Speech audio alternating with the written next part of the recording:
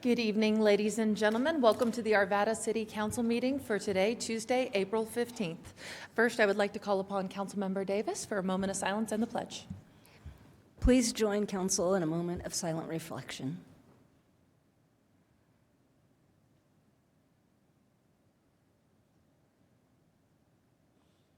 And now for the Pledge of Allegiance.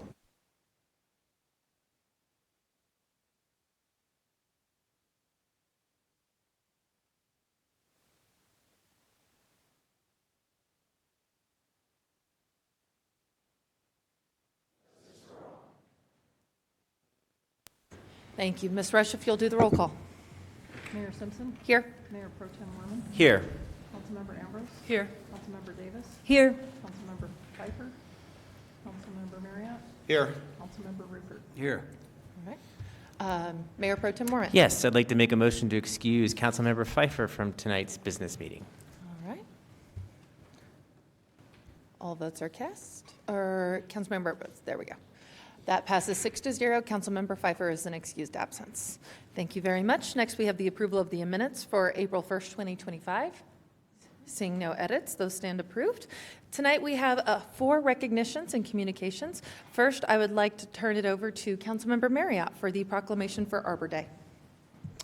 Thank you. I'm here to make a proclamation for Arbor Day for this year, and I believe Ian McDonald is here. If you would come on up to the podium, and I will read the proclamation. Whereas in 1872, the Nebraska Board of Agriculture established a special day to be set aside for the planting of trees, and this holiday, called Arbor Day, was first observed with the planting of more than 1 million trees in Nebraska. And whereas Arbor Day is now observed throughout the nation and the world, including here in Arvada, where the city has celebrated its annual Arbor Day tree planting with local elementary school students for the past 38 years, planting more than 500 trees in Arvada parks. And whereas trees can be a solution to addressing environmental degradation by reducing the erosion of our precious topsoil by wind and water, cutting heating and cooling costs, moderating the temperature, cleaning the air, producing life-giving oxygen, and providing habitat for wildlife. And whereas trees are a renewable resource, giving us paper, wood for our homes, fuel for our fires, and countless other wood products. And whereas trees in our city increase property values, enhance economic vitality of business areas, and beautify our community. And whereas trees, wherever they are planted, are a source of joy and spiritual renewal. Now therefore it be proclaimed by the Mayor and Arvada City Council, hereby designate April 25th, 2025 as Arbor Day, and urge all residents to support efforts to protect our trees and urban forests. It's dated the 15th day of April and signed by the Mayor and all members of City Council. I'll be happy to bring this down to you.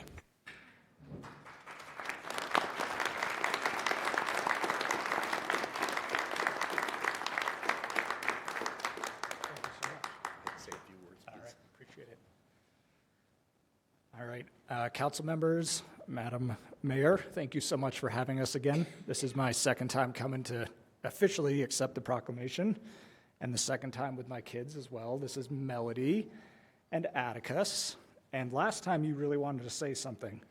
Do you want to say something this time? No? All right. Do you want to say something? Yeah, what do you want to say? Daddy?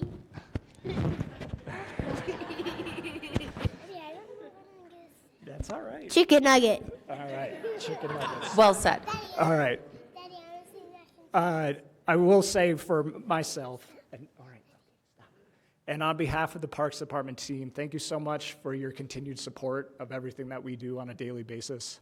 And I want to specifically recognize Andy Katulak over here, who is a forestry technician working underneath me. And I wish more of my team could have made it tonight. Ryan, our newest director, appreciate you coming tonight too for your first Arbor Day. And I see Lindsay over there as well, our newest director for the Nature Center. So it's interesting, Arbor Day being around for so long and reflecting on the history that we've had it in our city. I'm excited for the new chapter with new leadership and having a good team behind me. Stop, you're not saying mac and cheese. All right. And I'm looking forward to celebrating with everybody that can make it with Seacrest Elementary at Homestead Park, which has been such a great park for us over the years. My apologies. That's been a great park to celebrate Arbor Day. Mac and cheese. All right. Okay. Oh, please stop. Please stop. And I apologize that this hasn't been the most professional speech. French fries. If it wasn't for the kids, there would be really no reason to celebrate Arbor Day, which is really about history and the future and those that come after us, and maybe some mac and cheese and chicken nuggets. But it's truly about doing something today that will benefit those that come after us. So thank you very much again. Thank you.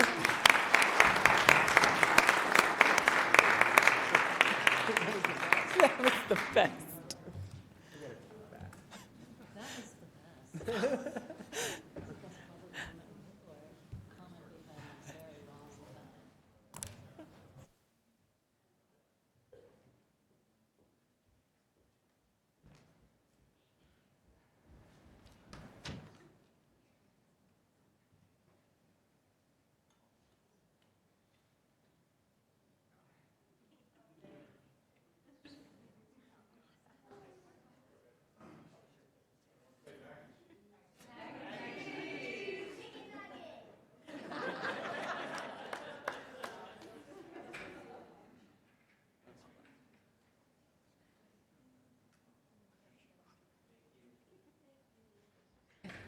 The new rule for public comment tonight is everybody has to give their favorite fast food. All right, good luck to the next person. That was amazing. All right, next we have Councilmember Ambrose with our proclamation for Earth Day 2025. Thank you, Mayor. It's my honor to make this proclamation on behalf of the Mayor and Council, and would like to have Lindsay Gillis from the Nature Center come down as I read the proclamation. Earth Day serves as an annual reminder of the vital importance of protecting our environment for future generations. And whereas the theme for Earth Day 2025, Our Power, Our Planet, calls for greater attention to renewable energy and energy efficiency, calling attention to how these solutions are key to creating green spaces, enhancing environmental health, and promoting a sustainable future for people and the environment alike. And whereas the City of Arvada has demonstrated a steadfast commitment to sustainable energy practices, earning the distinction as the first Colorado municipality to meet its energy savings goal as part of the Better Buildings Challenge, and whereas through the implementation of Arvada's Energy Action Plan, the city has made significant progress in enhancing the energy efficiency across residential, commercial, and municipal buildings, while fostering a more sustainable community for its residents and businesses. And whereas Arvada is dedicated to the preservation and enhancement of its parks and natural areas, recognizing the essential role these spaces play in improving the health and well-being of the community and providing accessible opportunities for recreation and environmental education that strengthen the connection between residents and the natural world.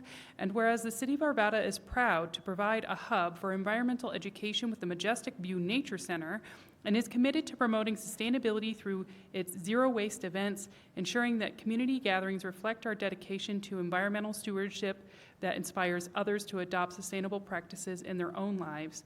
And now, therefore, be it proclaimed that the Mayor and the Arvada City Council hereby designate April 22nd, 2025 as Earth Day 2025 and encourage all residents, businesses, and organizations to continue their commitment to creating a more sustainable Arvada.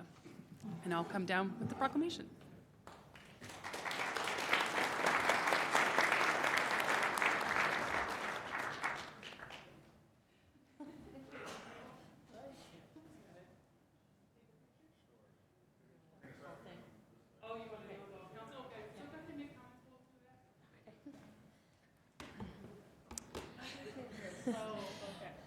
I don't have two cute kids with me, so sorry about that.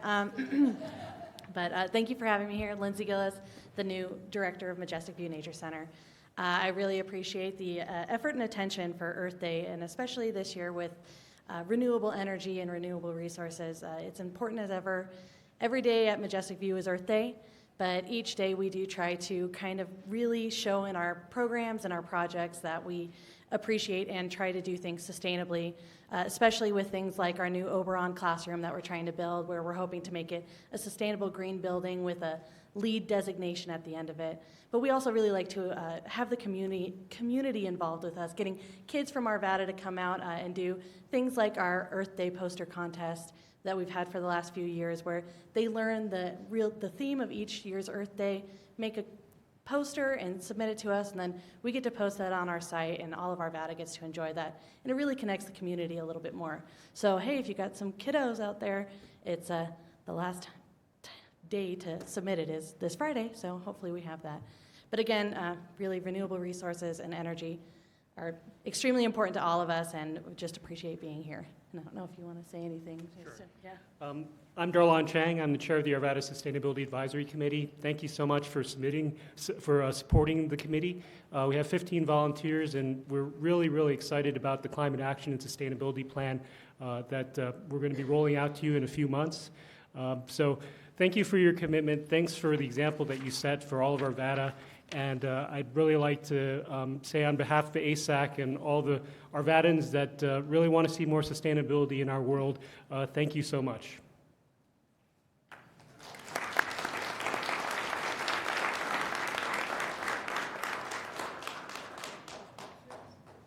They're going to start taking pictures this way from now on.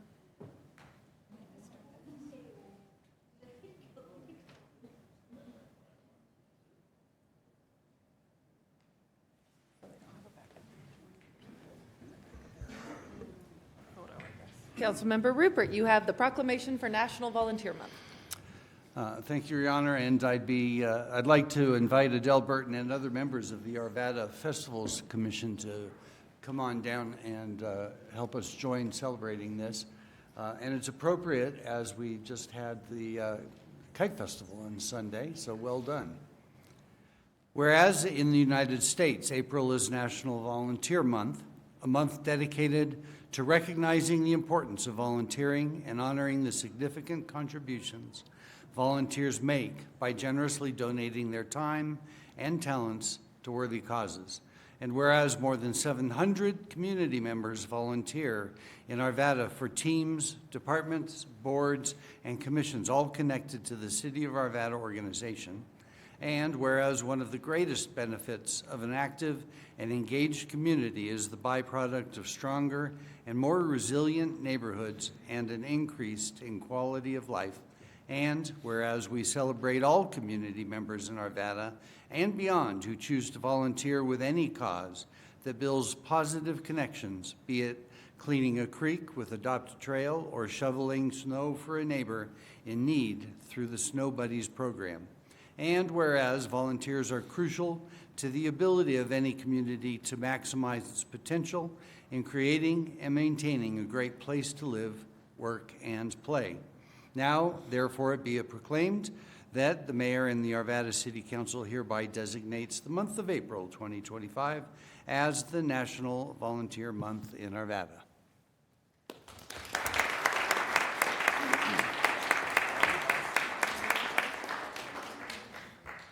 My name is Adele Burton. I'm the Special Events Manager for the city. I just want to give a huge shout out to the Arvada Festivals Commission. They put in so many countless hours and hard work. If you guys came out to Kite Festival, that's all of them. So I'm just really thankful to work with them. And they're the reason why you guys have so many great free events in Arvada. And I'll turn it to Rebecca. Perfect. My name is Rebecca. Mayor, council members, thank you. It's an honor. We are honored to receive this and the recognition for those that give their time, their energy, and their heart to our community. We are proud of the festivals and anyone who creates a connection within the community. And if anyone wants to get engaged, this is a very fun and energized and joyful way to really give back to our community and our city, which gives us so much. So thank you to alumni from the Festivals Commission creating a strong foundation for the festivals we have today, and for everyone, city staff also who helped make this happen. Thank you.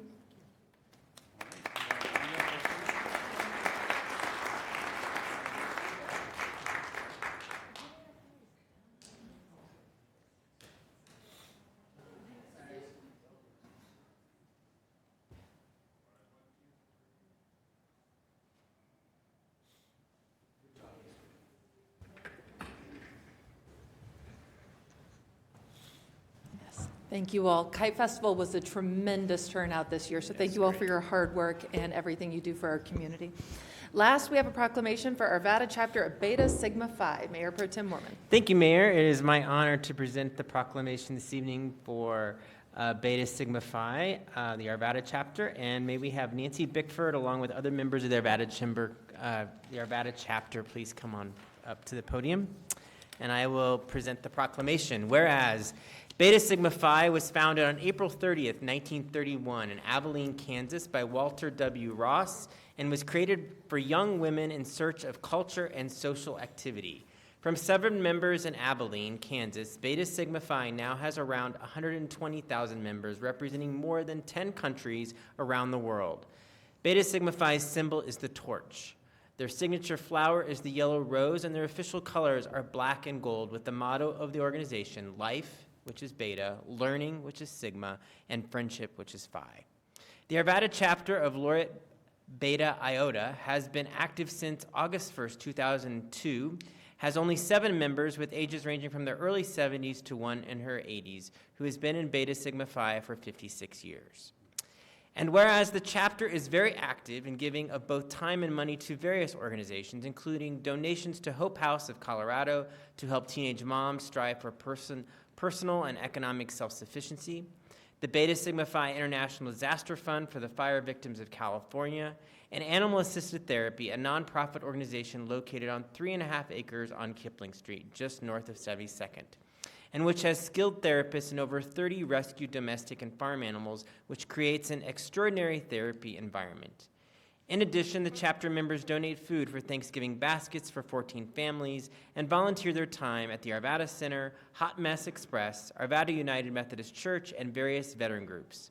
And whereas this year, the chapter members, along with spouses, participated in the Empty Bowls event at the Arvada High School, where they had delicious soup and were able to purchase a student-made ceramic bowl with the proceeds going to the community table. And whereas this year, the chapter is taking on a large project called Period Pack.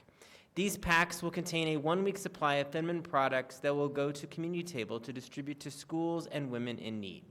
What started out as a small project has ballooned into something fantastic. We have received donations, money, and products from several of the Beta Sigma Phi chapters in Colorado, other nonprofit organizations, and now have enough products to put together over 200 packets. Now, therefore, be it proclaimed that the Mayor and the Arvada City Council hereby congratulates Beta Sigma Phi on their contributions to organizations and businesses in the city of Arvada and recognizes their April 30th, 1931 Founders Day, dated this 15th day of April 2025. Thank you so much.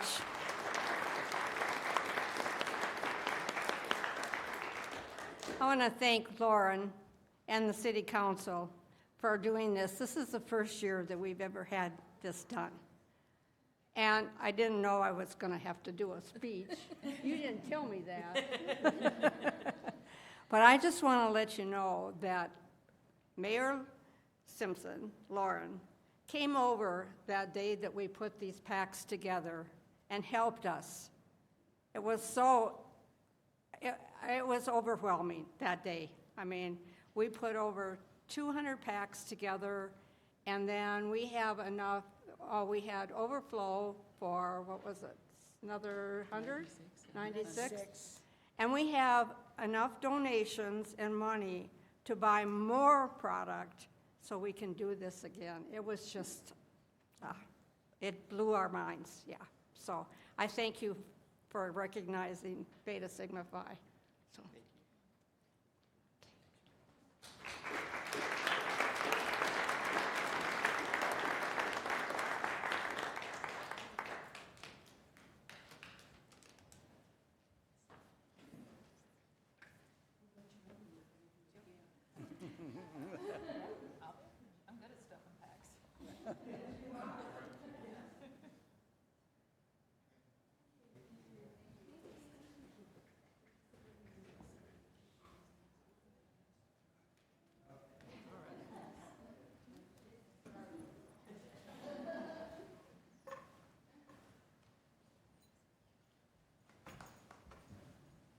All right. Thank you. That's all the proclamations we have for this evening. Next, we have our Police Chief, Ed Brady, with the presentation for our Arvada Police Honor Garden. Thank you, Mayor. I would defer to the Police Foundation and Executive Charlie Lenore and his speakers. Thank you. Welcome, Mr. Lenore. Thank you. Good evening, Mayor, Deputy Mayor, and council members. My name is Charlie Lenore, and I am president of the Arvada Police Foundation, and with me is retired Chief Ron Sloan, who probably needs no introduction in this room.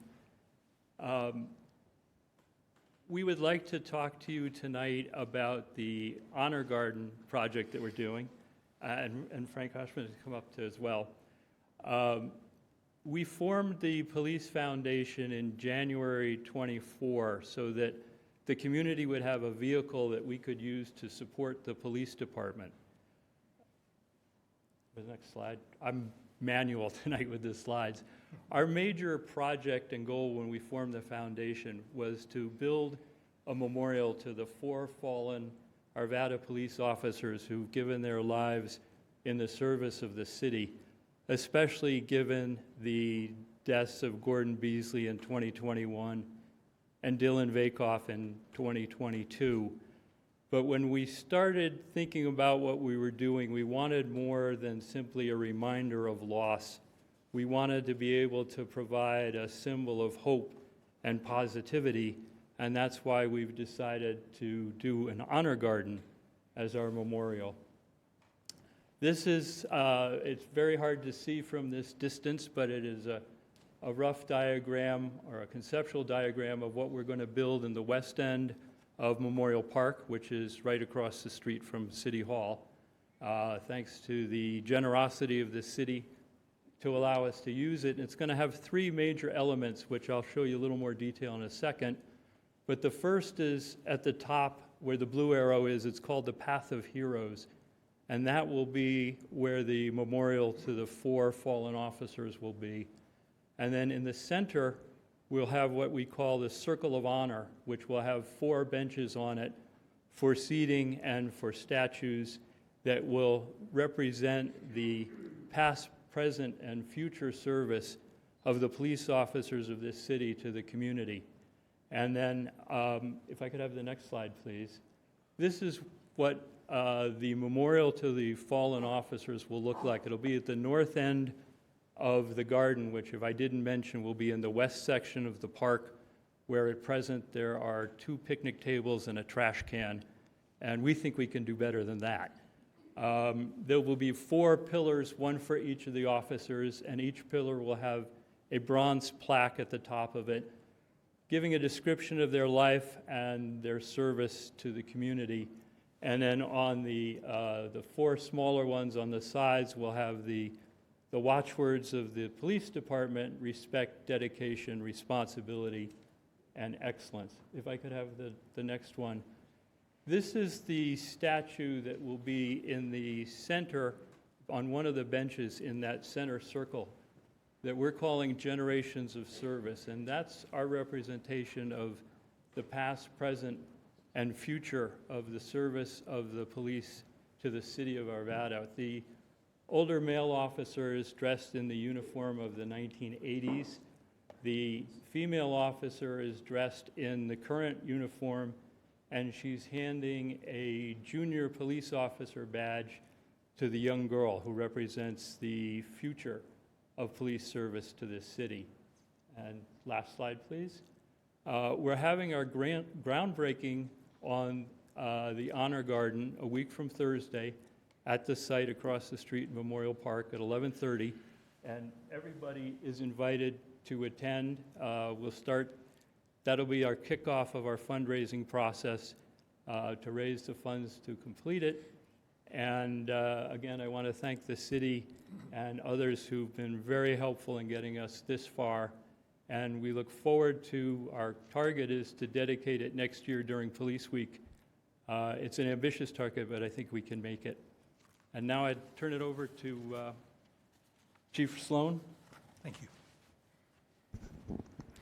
Mayor, members of council, I have this very eerie feeling that I've stepped through a space and time warp, and I need to go up to the dais and collect happy bucks. I don't know why I have that feeling, but even though I have that feeling, I am going to, and Councilmember Marriott, that is kind of a private joke, so you don't have to worry about that. I wouldn't collect a buck from you.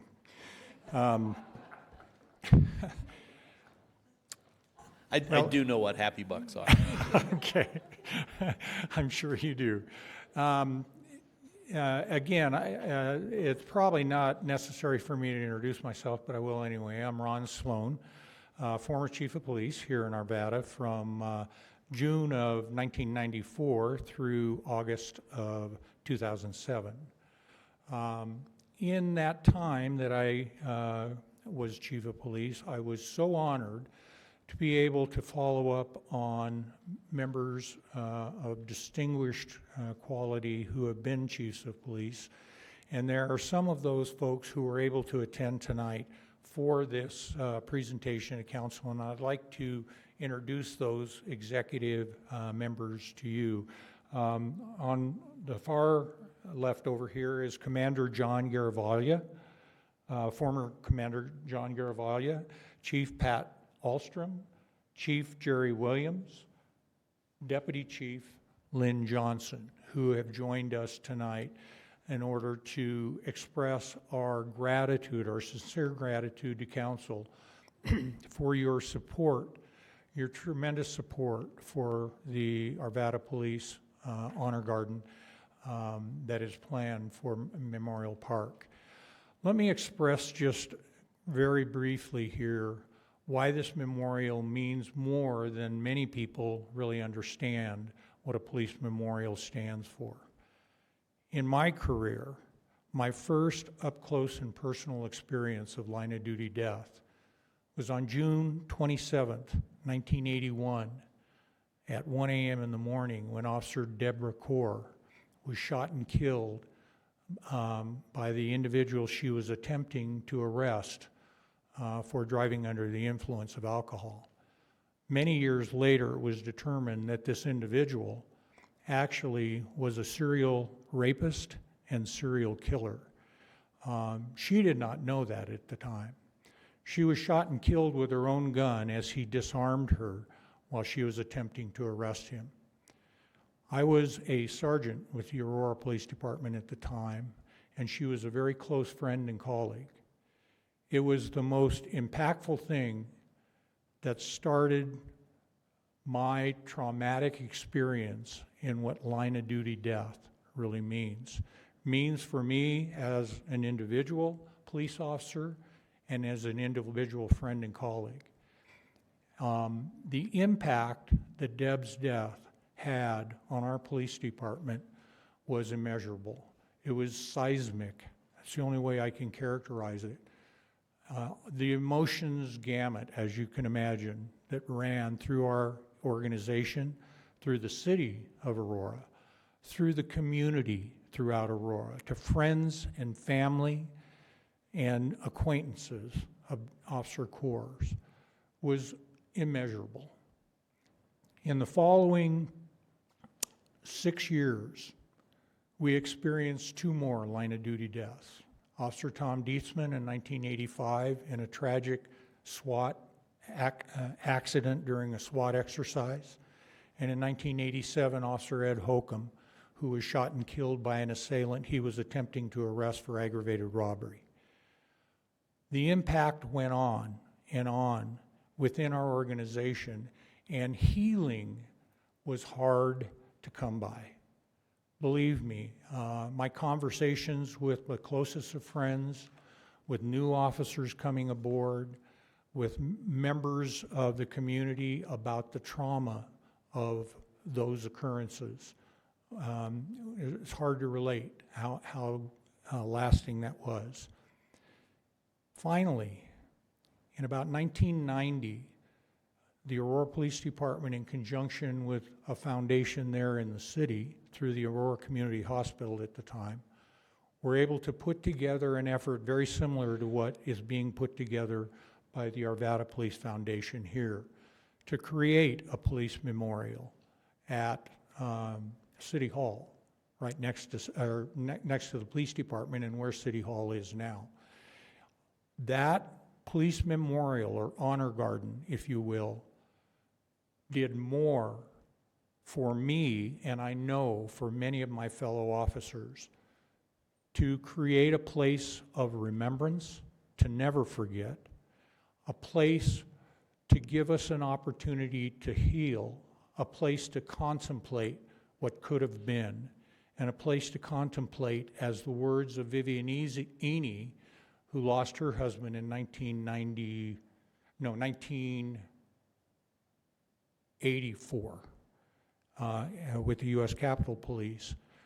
Her inscription on the National Law Enforcement Memorial is on the Aurora Police Memorial, and it really serves to heal. That same sentiment will be present here with the Arvada Police Honor Garden.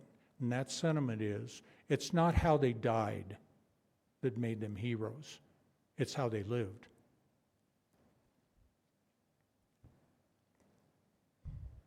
And the service they gave for their community.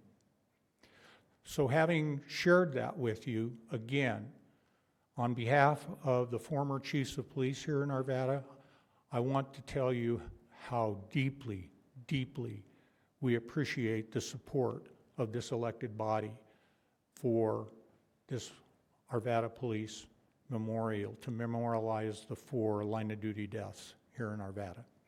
And with that, I'd like to pass it along to Officer, or you retired as Sergeant, right? Sergeant, retired Sergeant Frank Oshman. Thank you, Chief. Mayor, councilperson.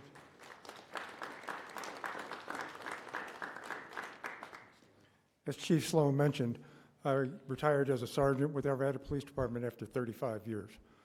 And I'm here as a representative for the other retirees of our department, of which there's over 100 sworn retirees and over 30 civilian retired employees. Since we're here to discuss this proposal, I can tell you that none of the people that are currently retired were ever working while Officer Begtil was here when he tragically died in his training accident. There are, however, a number of us that were here when Mike Northey was here. A number of us knew him very well. Some of us were working the night that he had his accident and were involved in the investigation of that accident. A number of us were also obviously here when Gordon Beasley was employed. For myself, I was an instructor at Red Rocks Police Academy, and that's where he went through. So I got to know him from the very beginning. A lot of us, particularly those of us that have been retired for a long time, didn't get to meet Dylan. We knew of him. Some of us might have met him in passing, but we didn't have the privilege to be able to work with him.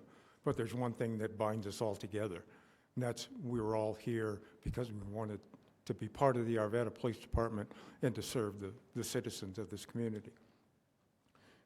During the last 10 or 12 years of my career, I was privileged to be a member of our Honor Guard unit. And if any of you, which hopefully you have been able to, attend the fallen officer ceremony that we do every May in the courtyard area out by the Eagle statue. We have the 4 plaques for each of our our fallen officers. We bring them out from the police department, set them up. We do with the Honor Guard an honor watch, have a wreath ceremony, lasts a couple hours. But then at the end of the ceremony, we take those plaques, put them back into the hallway of the police department, and they're, for lack of a better term, hidden for the rest of the year until it's time for the following year. That's not right. We need to have some kind of a memorial that is available 24 hours a day, 7 days a week, so that anybody can come. Right now, if you want to see those plaques, you basically have to be an employee of the police department to walk down that hallway. So we need to have something, and that's the whole point behind having this memorial garden.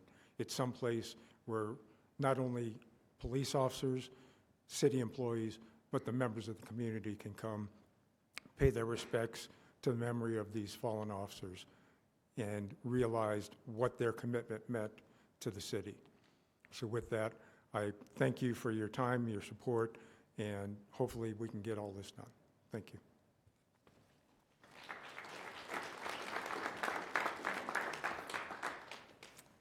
Good evening. I'm going to put this down just a little bit.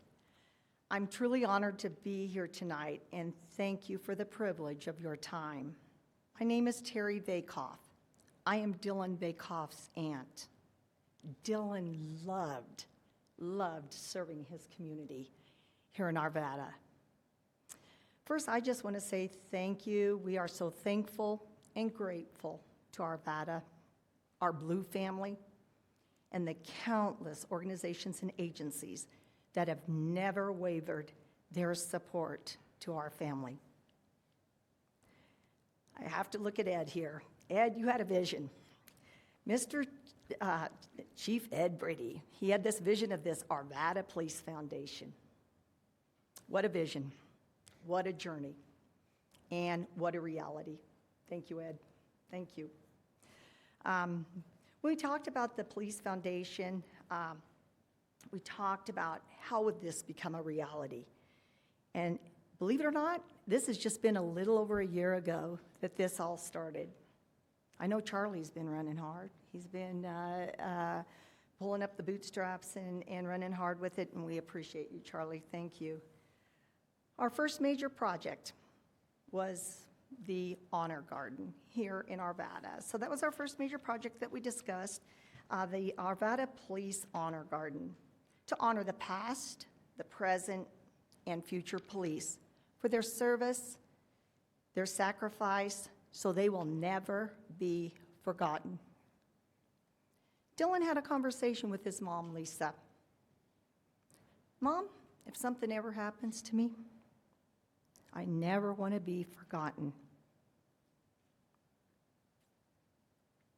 Mayor and City Council, thank you for your commitment, your contribution, and support, making the Arvada Police Honor Garden a reality so that our officers will never be forgotten. We look forward to seeing you soon at the groundbreaking, which is coming up, as Charlie mentioned, and on the flyer here, on April 24th. And with my deepest gratitude, thank you for everything you do.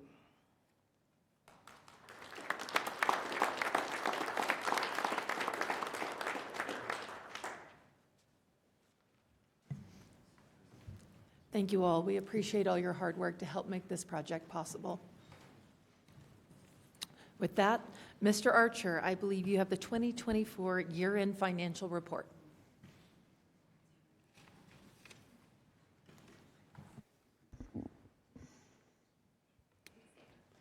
Thank you, Mayor and Council. Hard act to follow. Favorite fast food is Chipotle.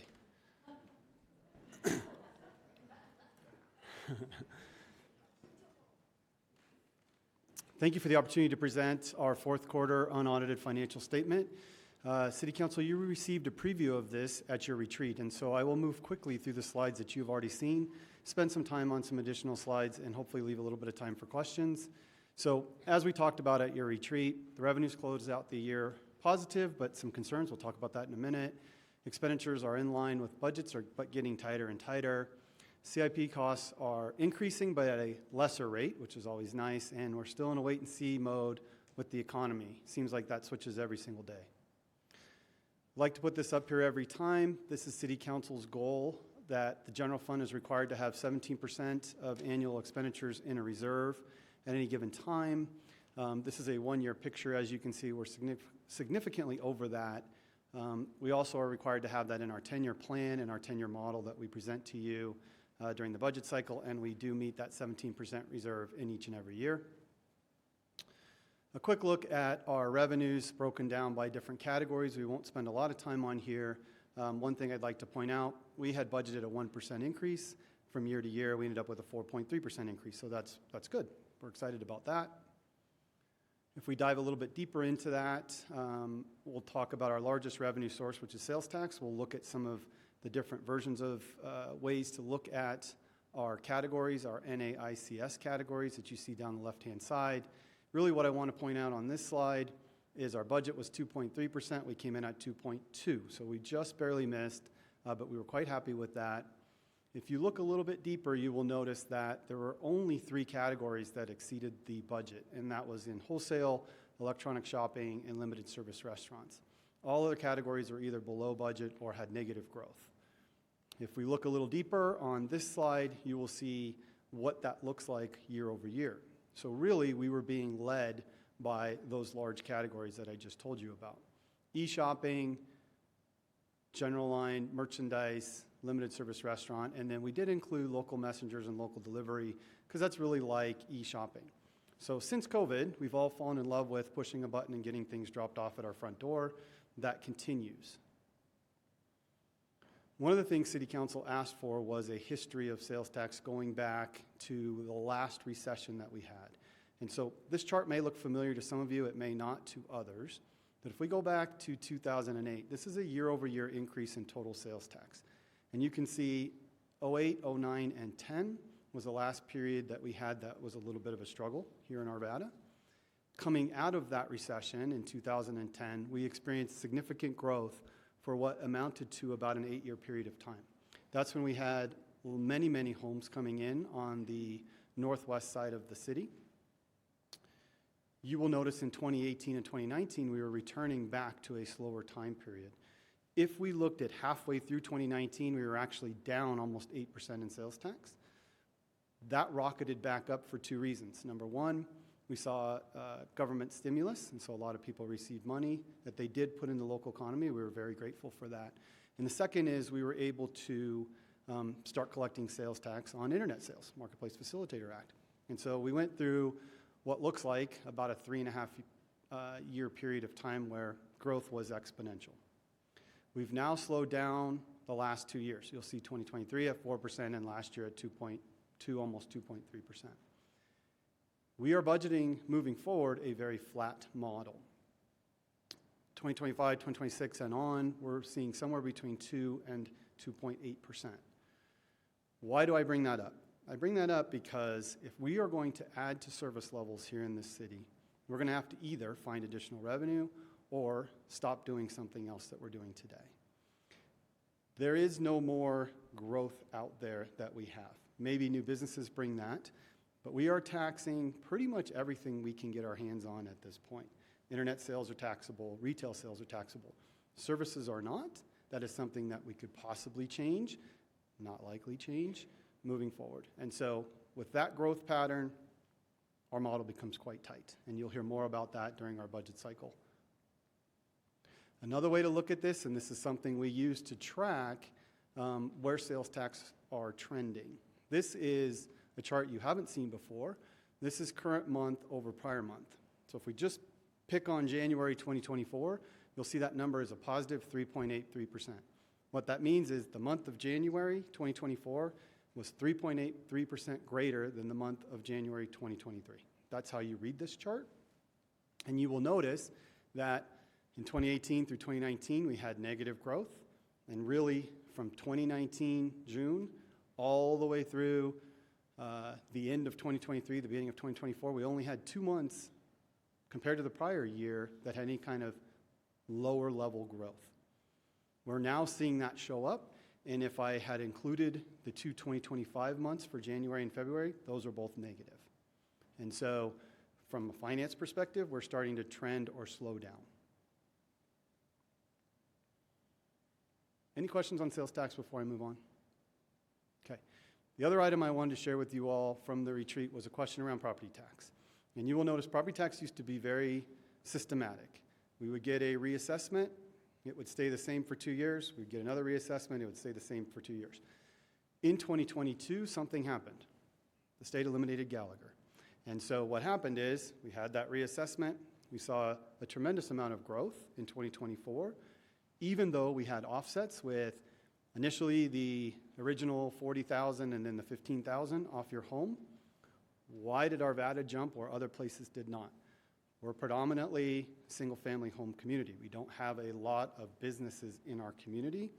So when Gallagher went away, the balance went away, and therefore homeowners and homes could grow without any cap. So you will see, even though we as a state. We take the first 55,000 off of your value of your home. Since there's no cap on the upper side, that can grow, and we saw that come into our city. That will be a one-time. We're not going to see that happen every year moving forward. And so our growth, 25, 26, and 27, will be much more normalized. We're not going to see 20% growth, nothing, 20% growth. So it looks a little awkward here, but when we start presenting our budget this summer, you will see that chart in the more flow. Quickly on the expenditures, let's talk just a little bit here. Everything was positive with just a couple of monitor lights, really on capital and services and charges. To give you some percentages, our overall savings was about 4.4%. That is about $7 million. Later on tonight, we're going to talk a little bit more about that. That's $7 million on a $158 million budget in the general fund. Okay? If you boil that down, that is predominantly made up of personnel savings. We've heard a lot from our police department with the vacancies that they have. We have vacancies throughout our organization. About $3 million of that $7 million came from personnel. So if you then look at all our other lines, you realize that $4 million spread across all those other lines is not a lot. And you'll hear later on, we're actually going to ask you to carry forward about $2.4 million of that $4 million, leaving us about $1.6 million on $158 million. That's getting pretty tight. It's getting pretty tight. One of the other things council asked for was a deeper dive into expenditures. We have that as a to-do on your workshop list. We figured spending the time tonight would not be valuable. We want to have that conversation as a give and take with you all. And so we will bring back a much deeper dive into our expenditures and have that conversation. You all saw this chart before, so I won't spend a ton of time on it. Just pointing out, you see 3 warning lights, really on the capital projects. We've been talking about this for a while. Again, these are just pressures and the uncertainty of tariffs moving forward, obviously. And then we put a warning light on the year-to-date with trying to finish some of our larger projects and the additional funding we may need. And then you'll see a warning light on wastewater, and that is solely related to a model change that we made with system development charges. That will go away with this next budget cycle. But we did want to reflect during the 2024 budget that we did miss there. We like to bring you our investments, a very good story here with higher interest rates, specifically short-term rates. The city and our partner, PFM, were able to capture some of that, and so we saw growth in our interest revenue. You will see at the top line about $8 million in 2024 compared to about 6.5 in 2023, which is nice. That added again to our one-time. And in the bottom right, you will see the different types of investments we have, all very safe. If you remember, City Council gave us permission to invest in A-rated securities. These are our A-rated securities. Why do we do that? It gives us a little bit better return, but they're still very, very safe. You will notice that they're only A-rated by one of our credit agencies. They're A1 or better with the other one. If we end up with an A or below rating on 2 credit agencies, we then have to sell that security. And then finally, an update on grants. This has not changed since your November presentation. So this slide, the next 2 slides are exactly the same, so I will not spend any more time on them. Just want to celebrate the team again. Council directed us to try to become more aggressive in the grant world, and I think this is a demonstration of how well the team has done. So quite a large amount of money that we have to put towards some really neat projects here at the city. Mr. Archer, may I ask a quick, well, we're at questions, so perfect. With these grants, particularly the National Park Service grant, I know the federal level has been clawing back some grants, canceling grants. Have we heard anything along those lines? And or do we have cash on hand to be able to execute these programs? So we feel very good about all the ones you see up there, and we've not heard about any of these getting clawed back. The $7.3 million specifically is for Gold Strike Park. We're still in the planning stages on that park. If they were to pull those back, we feel very comfortable that we would be able to accomplish what we've planned so far. And so timing on that, if something changes, we will be able to tell you quickly, and then we will pivot and do what we have the money to complete. So, any other questions? Yes, I was Thank you for your presentation, and I also was able to go through the Wonderful. quarter review that you just put on our desk today. And so I noticed that we came in, we budgeted, our actuals were $16 million more than what we budgeted in the ending fund balance. And I just, reading the report, I just want to make sure that I read that right, that it's because we had a revenue increase by about 8 million, that 4.3% instead of the 1% that you were saying, and that's not likely to occur again because you're projecting around a 2% growth rate moving forward, right? Yes, Councilmember Ambrose. That's And then the other surprise area of revenue was the interest that we gained. That was around 3 million. That's not likely to happen again as feds are cutting the interest rates. Yeah, that will slow down as Okay. rates continue, as short-term rates continue to get cut. We will see less and less in that area. Okay, and then on the expenditure side, we had 3 million shortfall, or, in vacancies, as you noted, but we also spent $1.3 million less on supplies.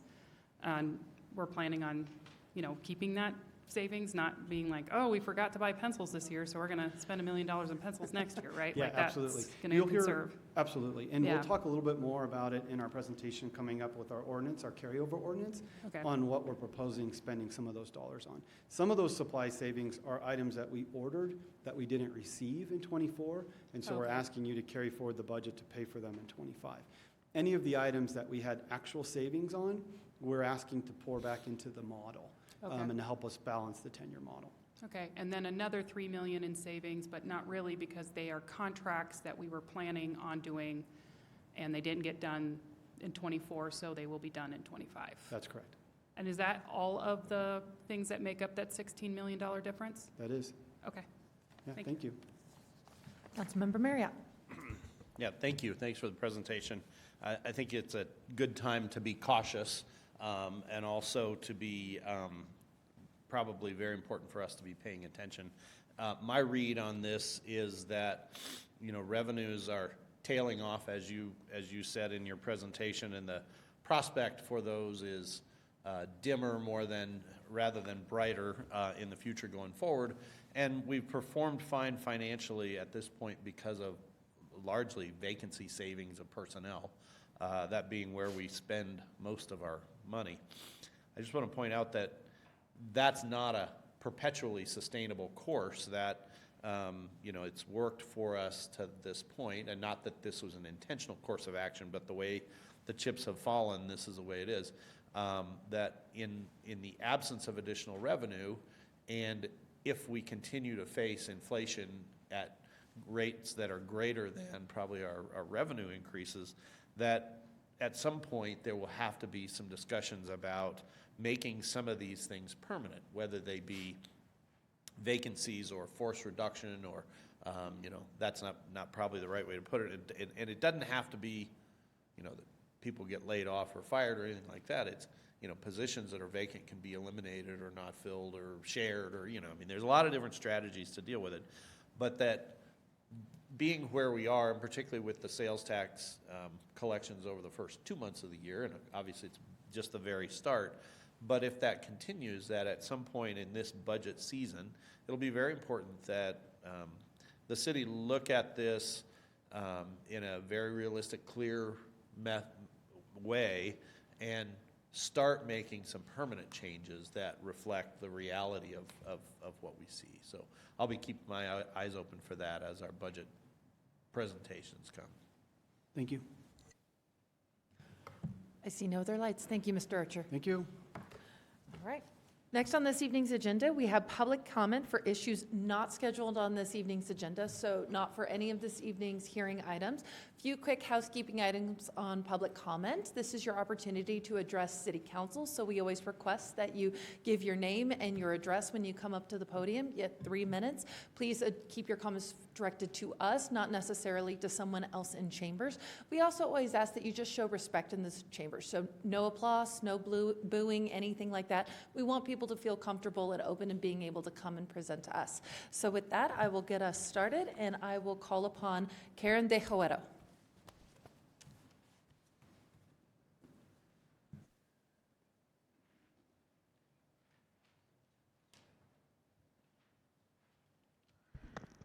Hi, my name is Karen Deowedo. I live at 4816 West 61st Place. Good evening. I would like to express my sincere appreciation for our Arvada police officers. They face increasingly complex challenges, especially with the 40% rise in calls related to homelessness in Arvada in the last week. We recognize the difficult position they're in, asked to be both law enforcement and first responders to social service needs.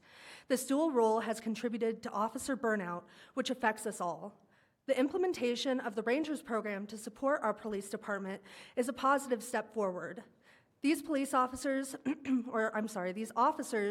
provide specialized assistance that helps address community needs while reducing the burden of our regular police force. However, I must also address ongoing concerns regarding the Suburban Suites shelter.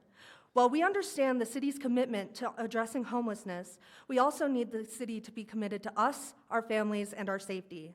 One significant concern is the fact that 4 registered sexual offenders currently reside at this facility, located less than 500 feet from family homes.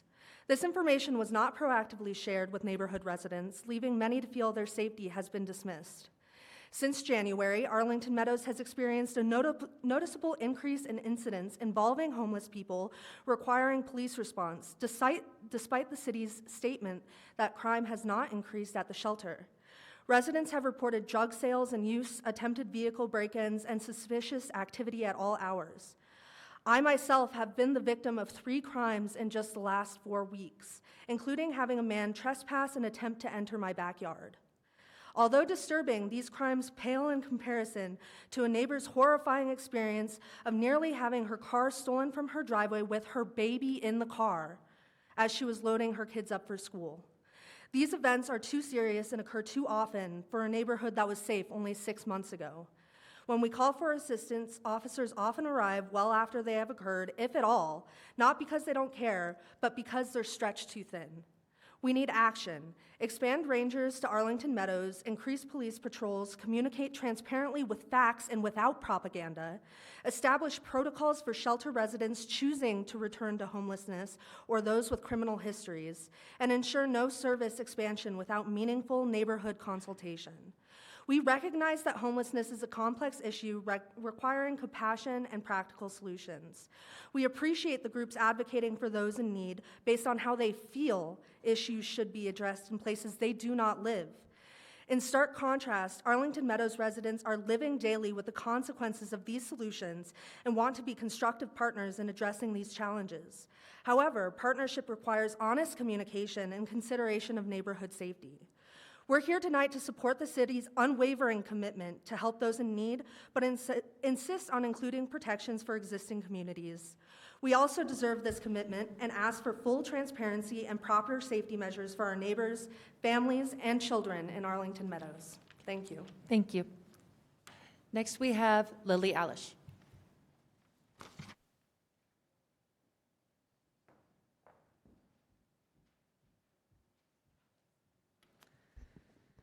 Good evening, Mayor and Council members. My name is Lily Alish. I'm a resident of Arlington Meadows in District 2. I'm here tonight to express serious concern about the rising crime in our city and the urgent need for visible law enforcement and smarter use of city resources. In 2024, personal crimes in Arvada increased by 34% from previous year. These aren't just statistics. They reflect the real fear many of us feel in Old Town, along the RTD corridor, and increasingly in our neighborhood. When people are in crisis or struggling with addiction, they may act out of desperation, stealing, trespassing, or creating an unsafe situation for those around them. This isn't about judgment, it's about accountability and public safety. Our officers are doing their best, but are stretched far too thin. If they don't have the resources to do so, it's up to this council to fix that. Because when it comes to keeping our families and business owners safe, there's no room for passing the buck. Which brings me to the former ECA building. The city's plan to convert it into a navigation center failed, and rightfully so. It was never a realistic, sustainable, or effective solution to homelessness, nor the safety concerns in Old Town Arvada. Similar centers across Colorado, like Recovery Works in Lakewood, have shown little success and often lead to increased crime in surrounding areas. I hope moving forward we can learn from this experience and continue to learn from those who have the data on crime and safety. With the eventual sale of the building, I ask that you put a greater emphasis on the funds from the sale and the current budget efforts towards what the city actually currently needs: police staffing, crime prevention, and programs that make Arvada safer and more livable for everybody. We don't need more failed experiments. We need real solutions. Sell the property, support our police, and please make public safety the priority it deserves to be. Thank you. Thank you. Next, we have Alan Ford.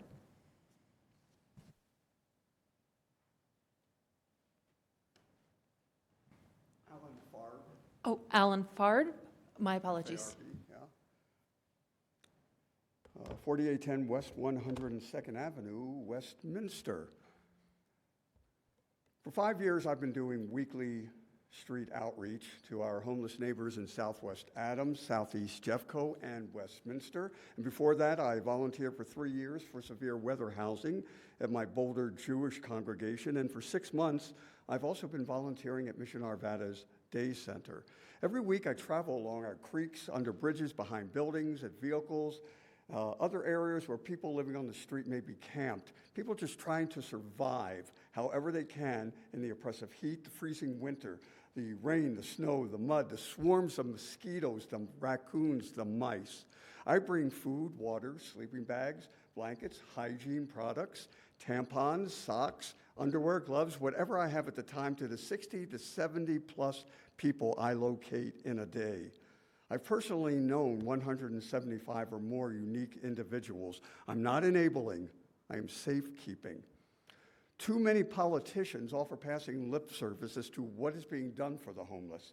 They get to check the boxes for their voting constituency, yet they fail to do enough or to follow through when they had the opportunity, such as your lost opportunity with the Planned Navigation Center in East Arvada that would have included, I believe, $1 million or $2 from the city of Westminster.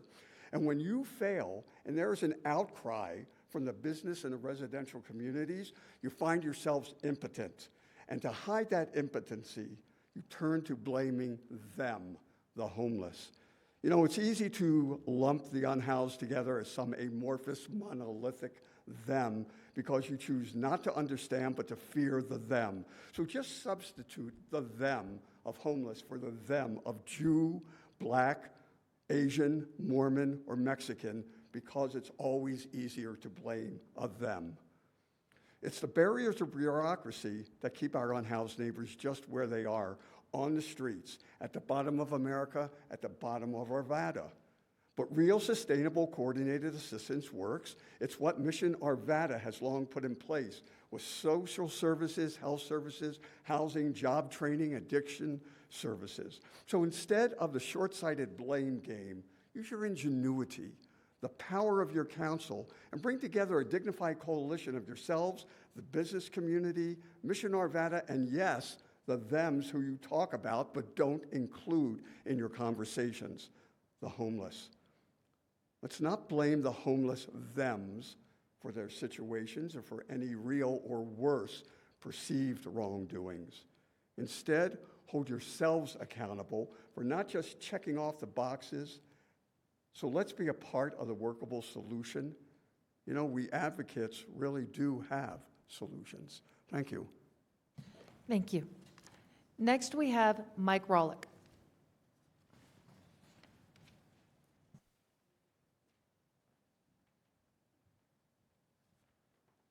Good evening, and thank you, Mayor and City Council. My name is Mike Rawlick, 18735 West 59th Drive, Golden, Colorado 80403, and I'm here for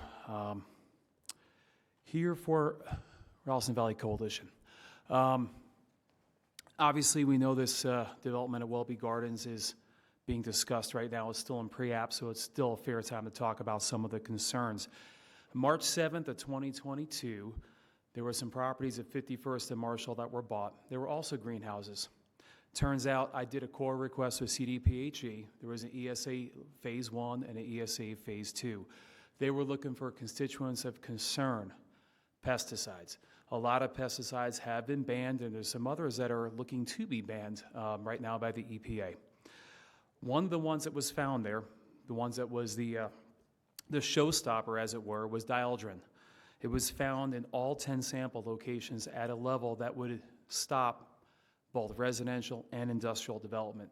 Something different than what we see at MNU, right, and 60th and McIntyre, where you might have industrial, but you can't have residential. You can't have any, according to the ESA Phase 2. Because of that, when I did a little more digging, I looked into dieldrin.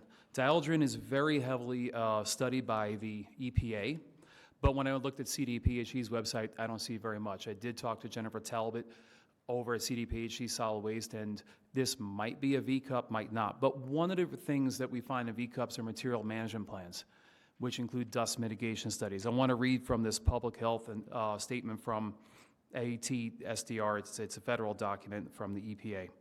Dieldrin sticks to soil and may stay there unchanged for many years. Water does not easily wash dieldrin off soil, does not dissolve in water very well, and therefore not found in water at high concentrations, which that part you might not find in groundwater, but you'll find it in soil.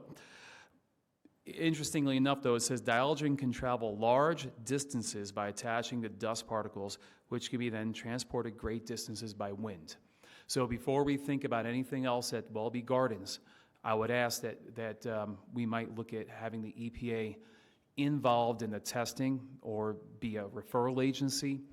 This is some very specific documentation. I was looking into the testing for it. It's EPA method 801 Bravo or 8081 Bravo. And then also at 805.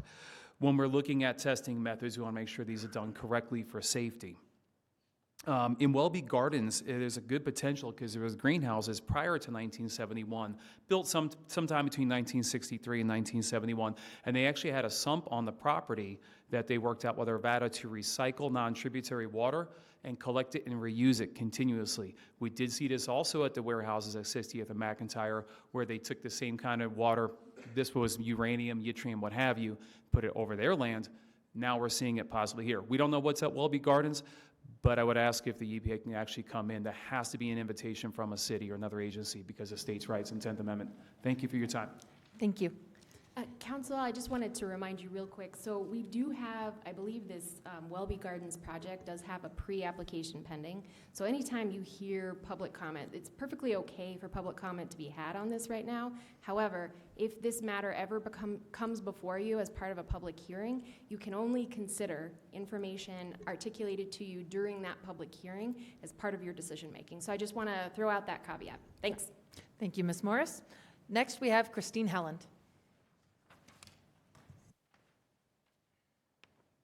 Good evening. I have 2 points to put out, just to add to Karen and Lily's comment about the crime that we've had in the Arlington Meadows. Sorry, again, my name is Christine Allen, I live at 4800 West 60th Avenue. I did find just this past weekend a bag of material that came from a homeless individual, and in it was I did locate drugs inside this thing. So that is still prominent within our neighborhood of drug trespassing crimes that are being committed, to add to what they had said. The second thing I want to talk about is the communication problem that we're having.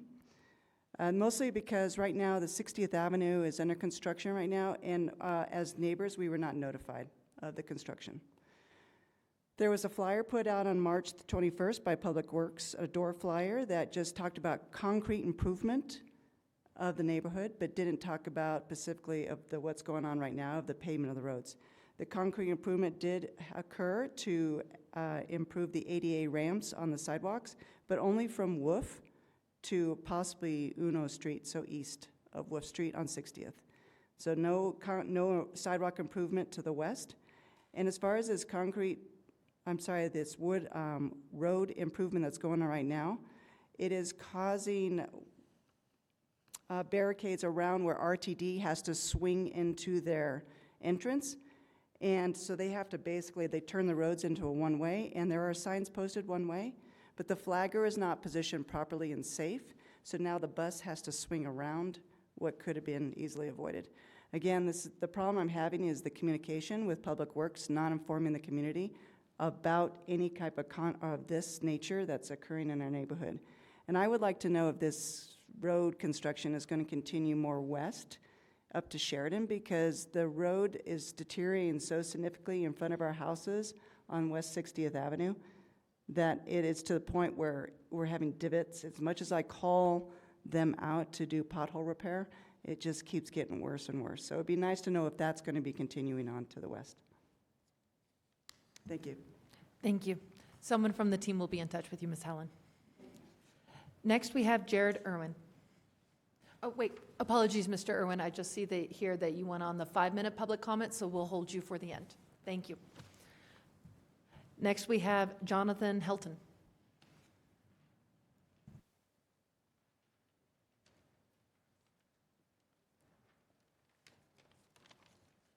Hello, I'm Jonathan Helton, 5881 Pierce Street.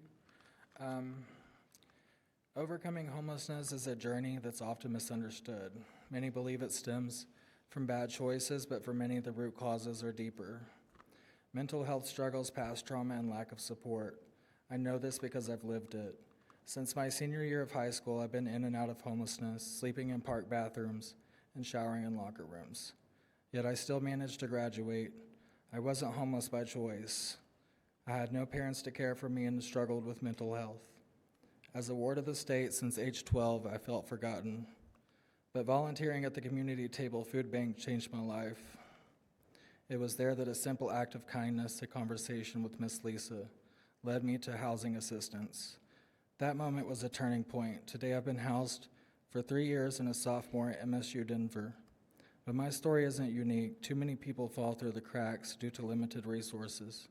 It breaks my heart to see how often the unhoused are ignored or pushed aside rather than helped. The reality is that more than half of the homeless population in shelters is 55 or older, living on fixed incomes that barely cover medication, let alone rent.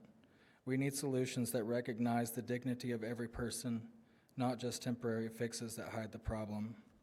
I urge you to reflect on how we can make a difference.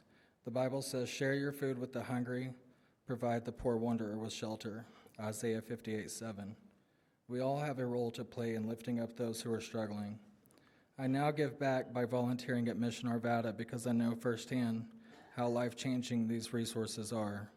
When we show love and kindness to the most vulnerable, we reflect God's grace and become instruments of change. Together, we can break the cycle of homelessness one act of compassion at a time.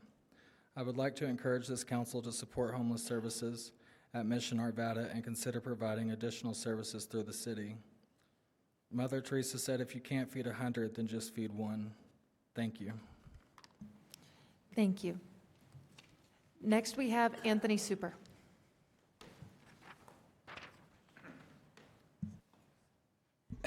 Sorry. Thank you. I'm Anthony. I'm a resident and homeowner in Arvada at 6837 Xavier Street, which is in Arlington Meadows. People have been talking about it. I wanted to speak in support of Arvada complying with state law, specifically HB 241304 and HB 241152. If you don't remember, those are bills that would allow ADUs to be built in more situations and remove parking requirements for residences built near transit. First, it's important to remember why these laws passed in the first place. Colorado is in the middle of a housing crisis. The number of homeless people in our state rose by 30% in just a single year in 2024. This was not the result of some Great Depression-like economic calamity or a World War-level refugee crisis. It is nearly entirely because housing has simply gotten far, far too expensive. From 2014 to 2024, the median home price rose by nearly 110% in Colorado. In contrast, the median household income in Colorado rose by roughly 26% from 2014 to 2023, the last year for which I could find data. Now, maybe everyone else but me got a 70% raise last year and we've caught up. I kind of doubt it, though. It would be nice, though. It's clear that we can't allow these trends to continue. These two bills, which the Colorado State Legislature has passed, or have passed, will help with that problem by increasing housing supply in reasonable ways. Take the elimination of parking minimums for transit, for development near transit. Right now, the city of Arvada mandates that any non-low income single bedroom apartment must have 1.6 parking spaces available citywide. But what if I want to market my new apartments to single people who only have one car, or couples where one of them could take the train to work so then they could also share a car, or people who can't afford a car at all? I'm not allowed to do that.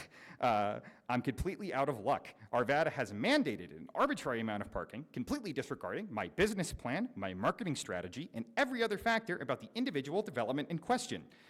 You have decided that you, as lawmakers, know better than me as a business owner. It's akin to mandating that every restaurant should serve wine or that every auto shop must also be able to service boats. It's a burdensome regulation that makes things worse for everybody. On the topic of ADUs, Arvada's regulations are already fairly liberal, which is why I was very confused by the City Council's reaction to this law. I don't think changing the required setback from 10 feet to 5 feet is going to result in every single person deciding to drop $250,000 in building an ADU on their property. It seems implausible to me. However, it might allow a few people to build a unit so that their grandma or cousin or niece has a place to live that is not on the street. This is my first time speaking at a city council meeting, but I've skimmed the minutes before. I've seen the public comments on YouTube. I've seen the many signs in my neighborhood, Arlington Meadows, protesting against the now abandoned development of a navigation center. And I've also heard the comments from like 10 minutes ago. This council spends a lot of its time trying to help the homeless, and I thank you all for that. But homelessness is not a permanent condition. It's something that happens when you can't afford a place to live. And we've seen from real-world experience in cities like Austin and even Denver that getting rid of onerous regulations and allowing the free market to work its magic within reason is the best way to get housing that is more affordable for more people. The Colorado State Legislature passed these laws to work towards Sir, that aim. Our city should comply. Your time has expired. Thank you very much. We do have 5-minute public comment at the end if you'd like to come back. All right. Next, we have Sherma Erholm.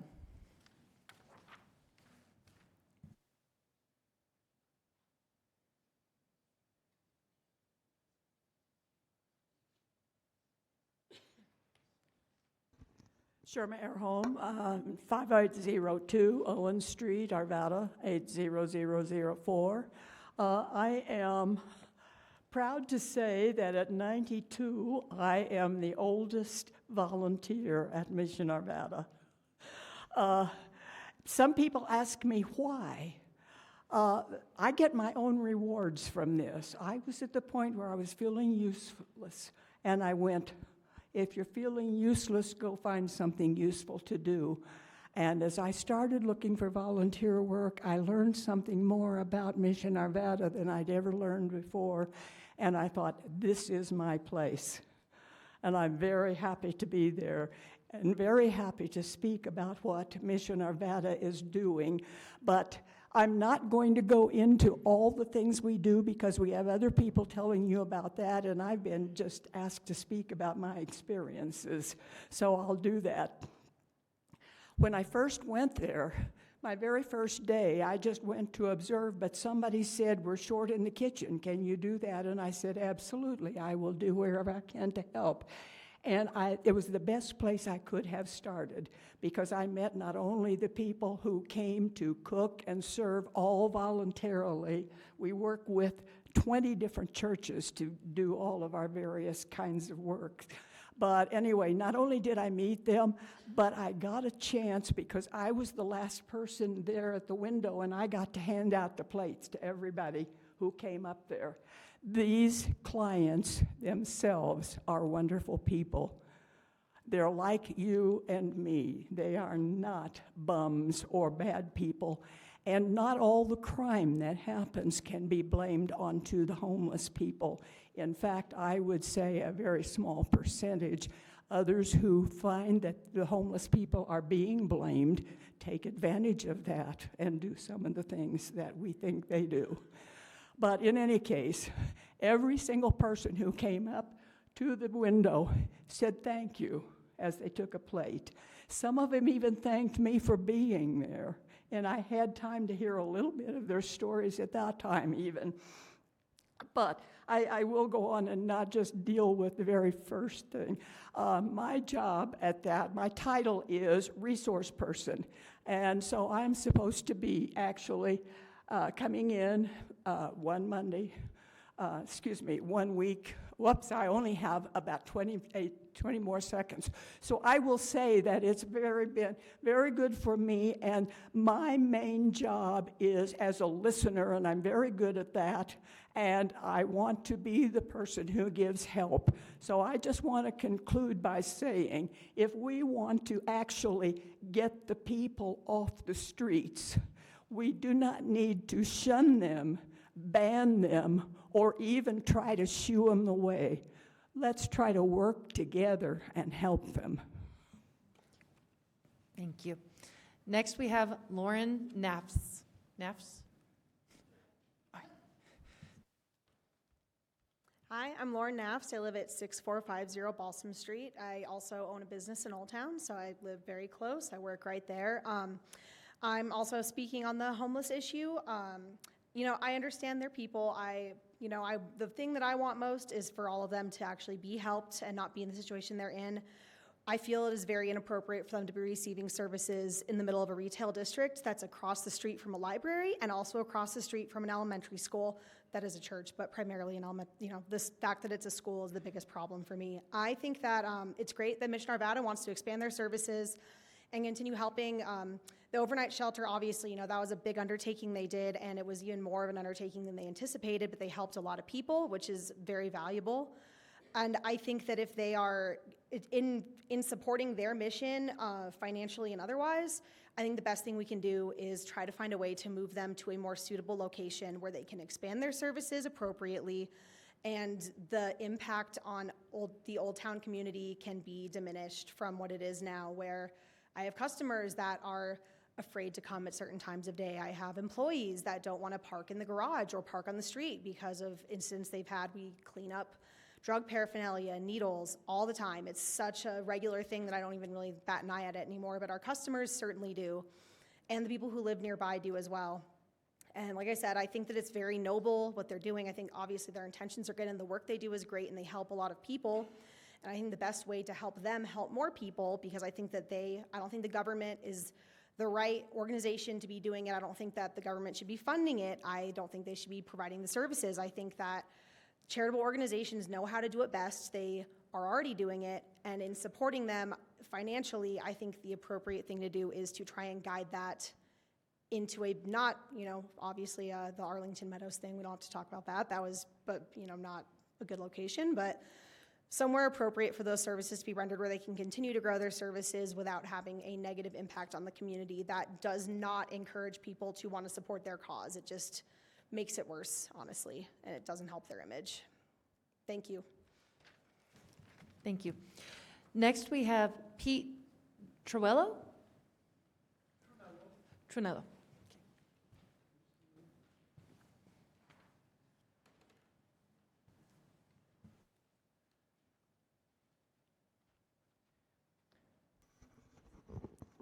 I just want to share a journey with you.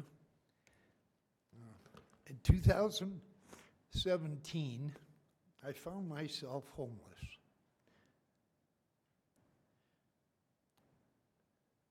To sit out in a lawn and wonder where you're going to eat or sleep or meet somebody you're not afraid of was very difficult. I spent my life working, so it was a surprise not to have a home. I was talking to some gentlemen. I said, where can a guy eat? I just wanted something to eat. He said, go down to the Rising. They've got clothes, a place you can take a shower, which I apparently needed. And he said it's a good place to go. And I met him at the table on 57th Street. So I strutted down to the Rising, and 8 years later, I feel like they pulled me up and out. They helped me in a time of need. They were there. I got a shower, which we all take for granted. I'm sure every one of you takes a shower every day. Just guessing. but it was a big deal. Today, I've been at the same job. I've been at the same job for 6 years. They cut my hair. They fed me and clothed me. And now I don't rely on them anymore. But I'm damn sure going to stick up for them because they got me up and out of what I was in. And I can't thank them enough. I mean that. If you just imagine yourself waking up one day, not having a breakfast to go get or a shower to jump into, it'll change your thinking. God bless you all. Thank you. Next, we have Isaac Mead.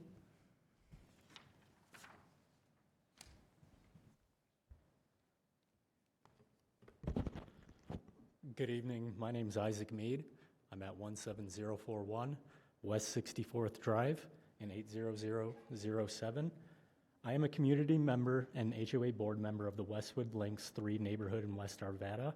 I'm also here this evening speaking as a member of a joint coordinated group that represents my neighborhood, as well as 4 other neighborhoods in the surrounding area consisting of over 1,000 residents and supported by a few other great community organizations, including Ralston Valley Coalition and McIntyre Neighbors United.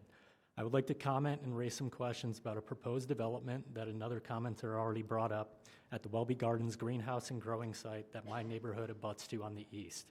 We recently had our neighborhood meeting with the developer, and while we do have a long list of concerns about the proposal, since the formal application has not yet been filed, I will focus on one issue we feel is extremely pertinent regardless of the actual proposal or developer. The Welby property has acted as a greenhouse and grow site now for over 50 years with multiple owners. It operated through decades where such compounds as arsenic, asbestos, chlordane, dieldrin, DDT, and a myriad of other now banned and highly toxic substances were commonly used for agricultural purposes like those at the Welby site. Because of this, we have many questions and concerns surrounding the potential health and environmental impact of development at this location and believe there should be extra levels of testing and transparency when it comes to what chemicals may be resting at this site and are potentially being introduced into our neighboring homes and the natural environment we are so lucky to be surrounded by in the area. We also know that these same concerns ended up becoming a reality at another very similar site located at 51st and Marshall. This was also a greenhouse grow site operating during much of the same time period as Welby Gardens. We discovered that an EPA Phase 2 level study determined that this very similar site was unfit for not only residential but also commercial development due to high levels of the toxic chemical dieldrin in the soil. We believe this sets a precedent for higher levels of testing at these types of sites, and we also feel the potential for this same type of contamination is even higher at the Welby site, as we have learned that Welby has an easement which allows them to recapture and reapply water for their growing operations, meaning any dangerous compounds used in the growing operations would have been introduced to the applied water, which was then recollected and further applied and distributed across the entire property. Greenhouse sites like these have become a growing trend of environmental concern across the country. So we are very eager to learn more about the role the city will play in these environmental studies and how we can ensure that at minimum, the same Phase 2 level study will be completed, not just the superficial Phase 1. Because as a community, we are collectively seeking your support to make sure as much testing as possible is done at an independent level and that we are made fully aware of what contaminants may be present before ground is broken at this site to ensure any development is done in the safest and least impactful way. Thank you. Thank you. Next, we have Harrison Wilterdink.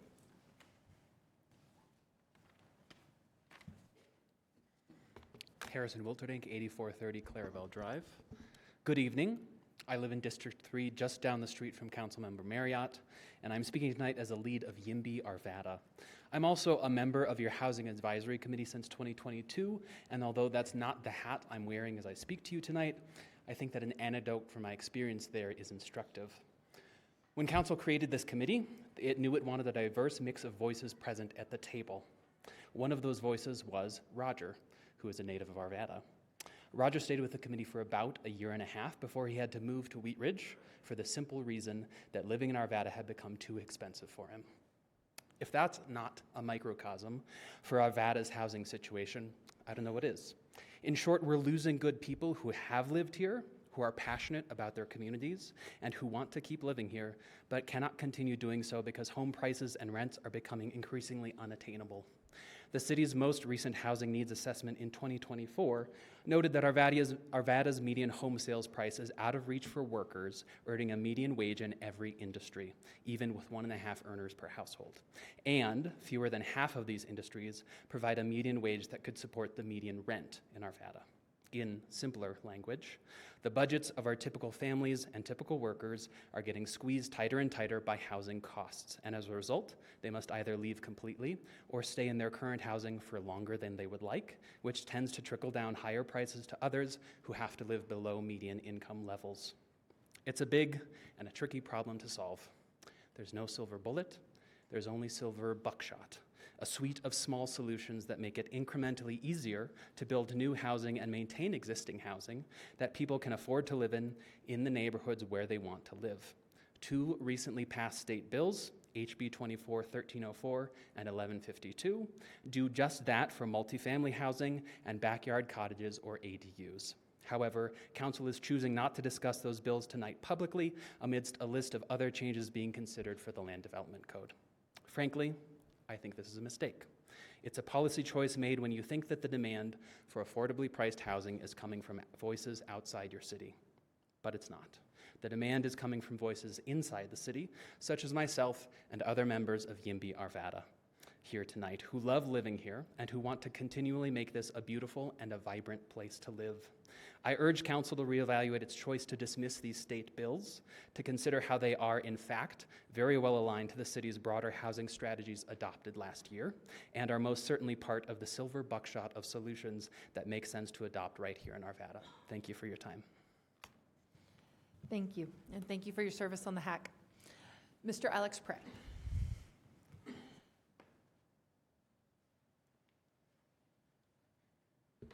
Hello, Mayor, City Council. My name is Alex Prey, live at 6330 Reed Street. I'm here to talk about the current state of ADUs in the Land Development Code and implore you to review in good faith changes that have been presented by the city team and supported by the 2024 Housing Needs Assessment. I'd like to use my house as an example and ask you to consider the impact on the character of my neighborhood. I currently live in a 1,400 square foot home built in the 1960s on a 9,000 square foot lot. Under current regulations, I could expand my house to a 2-story structure of over 6,000 square feet without violating any building standards or setbacks. Alternatively, I could construct up to 3 accessory buildings, such as studios, sheds, or garages, each up to 1,400 square feet, with potentially different siding, roofing, windows, and doors from my own home. However, I cannot build a 600 square foot ADU because it would exceed 40% of the principal building area. Further, I'm restricted in building an ADU with certain architectural features, like a different roof pitch, different siding, or different color palette than my own home. If I were to build an ADU and later had a personal or financial reason to rent it out, both my home and my ADU, I couldn't do so, even if it were on the same lease. These restrictions don't exist for any other housing or zoning in the city, as far as I can tell.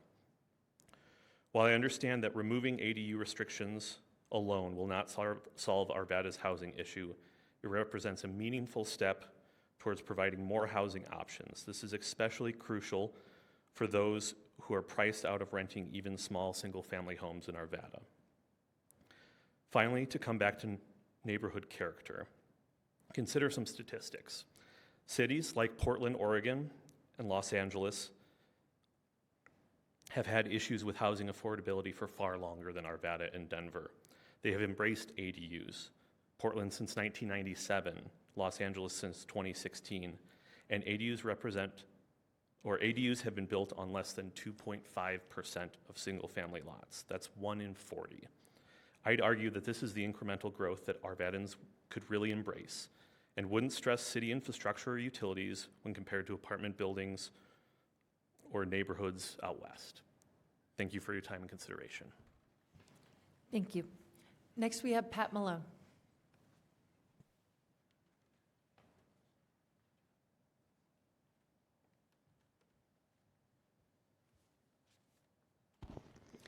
Good evening, Mayor Simpson and council members. My name's Pat Malone. I live at 6273 Kilmer Loop in Arvada.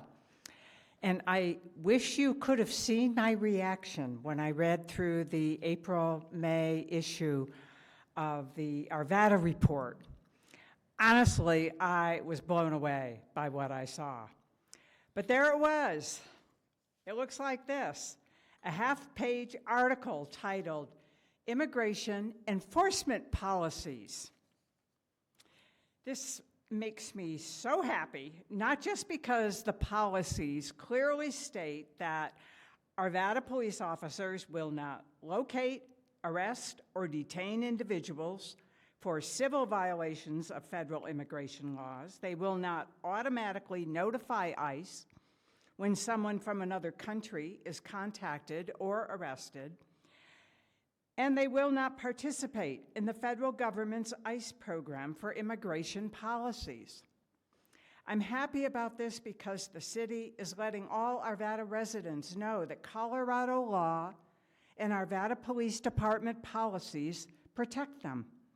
Immigrants don't have to wonder or to try to find the frequently asked questions that state all this on the city's website. It's a really big deal. And I thank whoever was responsible for this article getting published, that they recognized the importance of letting resident immigrants know the city they live in is protecting them.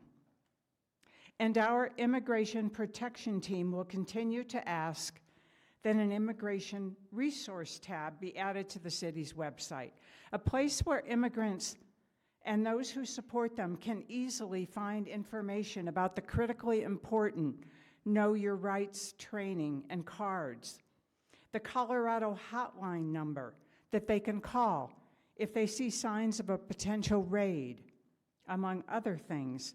We are available to be part of developing these resources with you. And thank you also to Council Member Ambrose for giving testimony last week in support of Senate Bill 25-276, which was heard today on the Senate floor. Among other safeguards, this bill states that child care centers, public schools, public health facilities, and other places are safe from ICE raids. Thanks, Arvada. Thank you. Next, we have Stephen Howlands.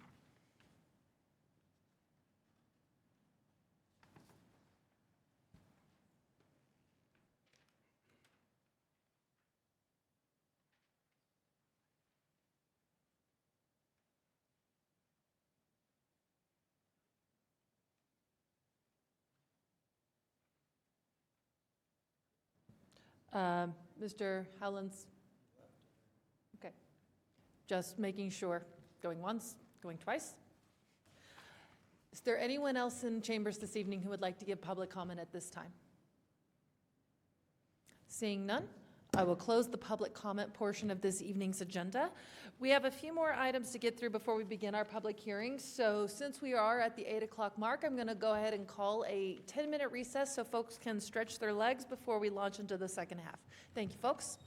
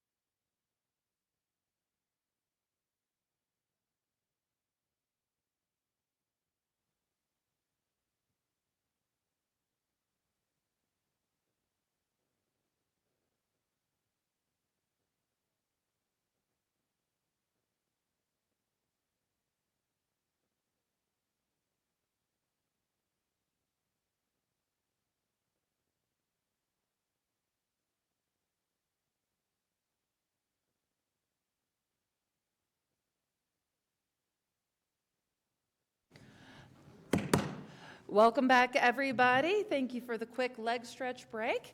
So with that, I'm going to move us into the consent agenda. This evening, we have R25-038, a resolution approving an agreement by and between the City of Arvada and Grandview Reno LLC for the grant of a revocable encroachment license to accommodate a fenced outdoor patio within a portion of an easement and within the public right-of-way adjacent to 7600 Grandview Avenue. Motion to adopt the consent agenda? So Councilmember, moved. Councilmember Burbis? So moved. Okay, thank you.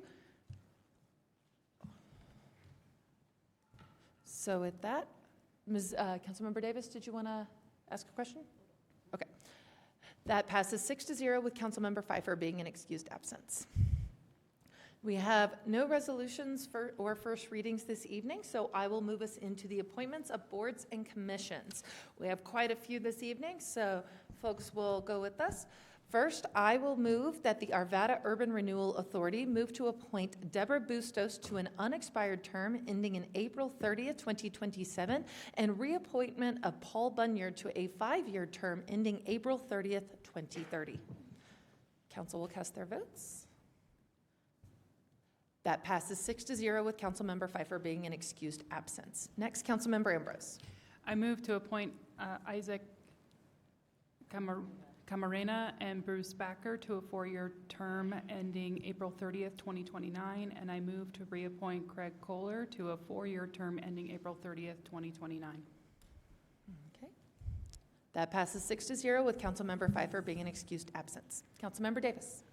Arvada Festivals Commission, I move to appoint Katie Chu, Diane Gilzanen, and Jennifer Warnken to 3-year terms ending April 30th, 2028. I move to appoint Eileen Kemp, Blair Edrington, and Lisa Levad to unexpired terms ending April 30th, 2027. I move to reappoint Matthew Brogdon, Jennifer Kemps, Ashley Pittman, and Sierra Wright to 3-year terms ending April 30th, 2028. Thank you. That passes 6-0 with Councilmember Pfeiffer being an excused absence. Mayor Pro Tem Mormon. Thank you, Mayor. I move to reappoint Mindy Moore and Alicia Duncan Coulter to a 4-year terms ending April 30th, 2029 to the Housing Advisory Committee. That passes 6-0 with Councilmember Pfeiffer being an excused absence. Councilmember Rupert.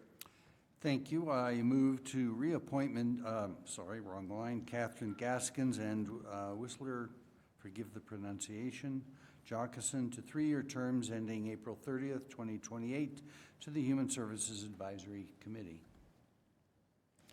That passes 6-0 with Councilmember Pfeiffer being an excused absence. Councilmember Marriott. I move to appoint Nancy Rogers, Matt Young, and David Yonke to 3-year terms on the Parks Advisory Committee ending April 30th, 2028. I move to appoint Stephanie Redding, John Casillas, and Jeff Bruce to unexpired terms ending April 30th, 2026 to the Park Advisory Committee. And I move to reappoint Karen Gerbach, Max Coxholt, and David Maxwell to 3-year terms ending April 30th, 2028 on the Parks Advisory Committee. Thank you. That passes 6-0 with Councilmember Pfeiffer being an excused absence. Councilmember Ambrose. I move to appoint Eric Donor to a 4-year term ending April 30th, 2029 for the Planning Commission. I move to reappoint Brandon Viglino and Tim Knapp to a 4-year term ending April 30th, 2029 to the Planning Commission. That passes 6-0 with Councilmember Pfeiffer being an excused absence. Councilmember Davis. For the Sustainability Advisory Committee, I move to appoint Haley Hall, Marissa Laporta, and Kristen Kalipa to 3-year terms ending April 30th, 2028. I move to reappoint Rachel Smallwood to a 3-year term ending April 30th, 2028. That passes 6-0 with Councilmember Pfeiffer being an excused absence. And Mayor Pro Tem Mormon. Thank you, Mayor. I move to appoint Jordan Green to a 3-year term ending April 30th, 2028 to the Transportation Committee. I move to appoint Mary Kielauer and Nick Frazee to an unexpired terms ending April 30th, 2026. And I move to reappoint Lydia Meyer and Dan Rosen to 3-year terms ending April 30th, 2028, again to the Transportation Committee. And that passes 6-0 with Councilmember Pfeiffer being an excused absence. Congratulations to all of our appointees, and thank you for your willingness to serve the city.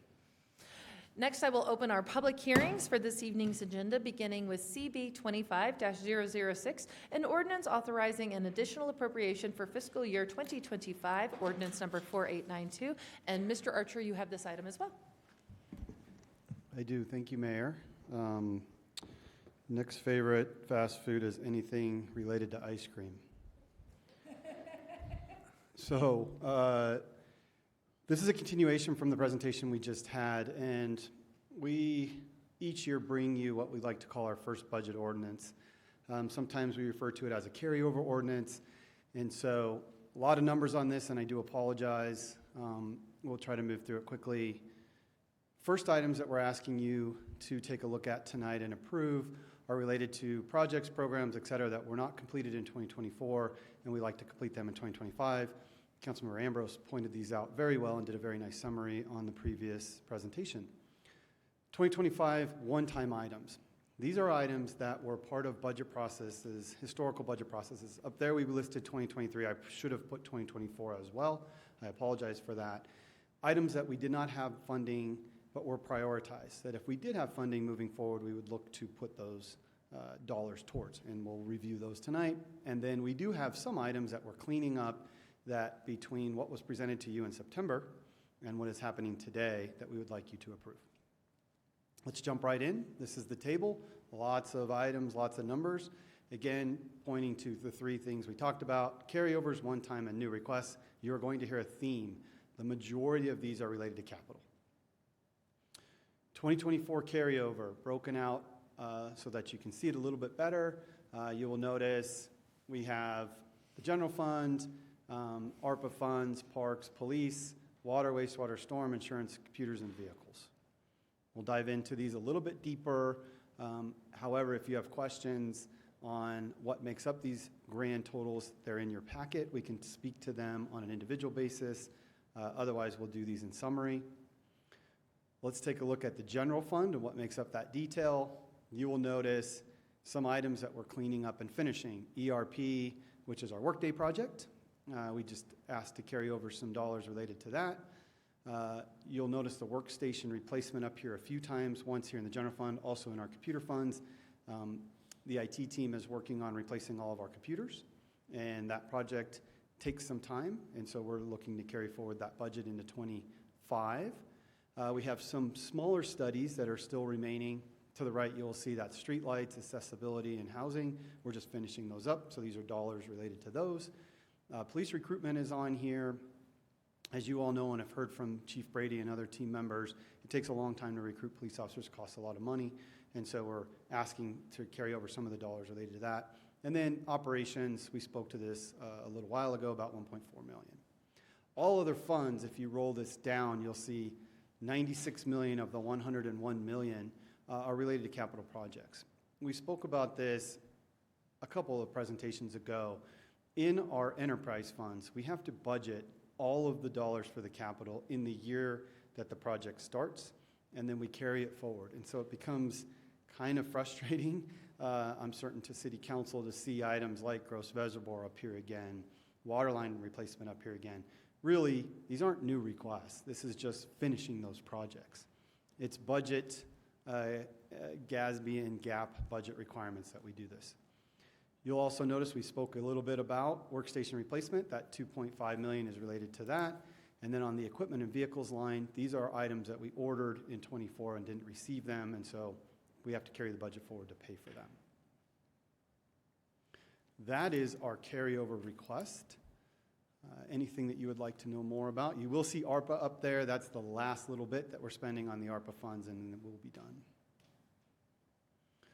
Seeing none, I'll move forward into our one-time detail. You will notice we did put these in order of largest to smallest, and the largest being street maintenance.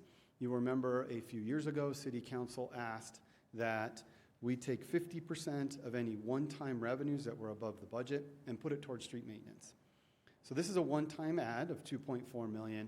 However, it will definitely help our streets team continue moving towards their ultimate goal. We have Track It up there. That is a replacement of our track-it system.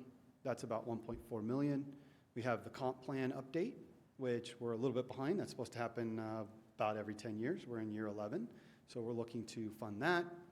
You'll see a grant for the e-charging stations. This was presented to City Council last year.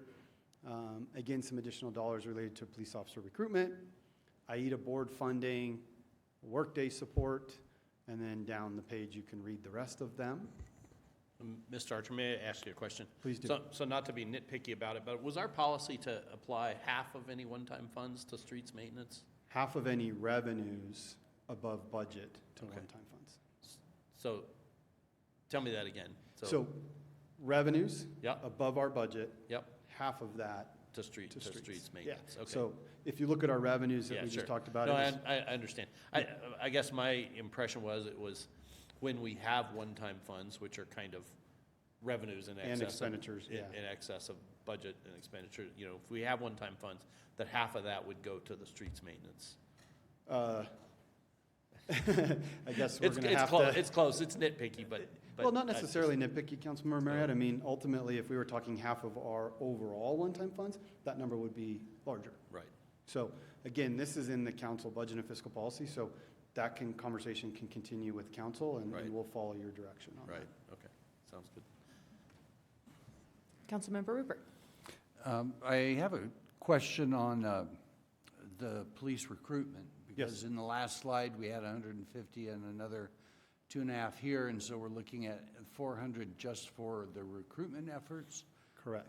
And that's what we intend for it. I mean, Yeah, what have we been spending? This isn't for salaries. This is just recruitment efforts. It's also the costs to onboard officers as well. So it's not just recruitment efforts, it's recruitment and onboarding. So this will include some of the training, some of the purchase of the equipment, and that kind of thing. Thank you. That was my next question. Thanks.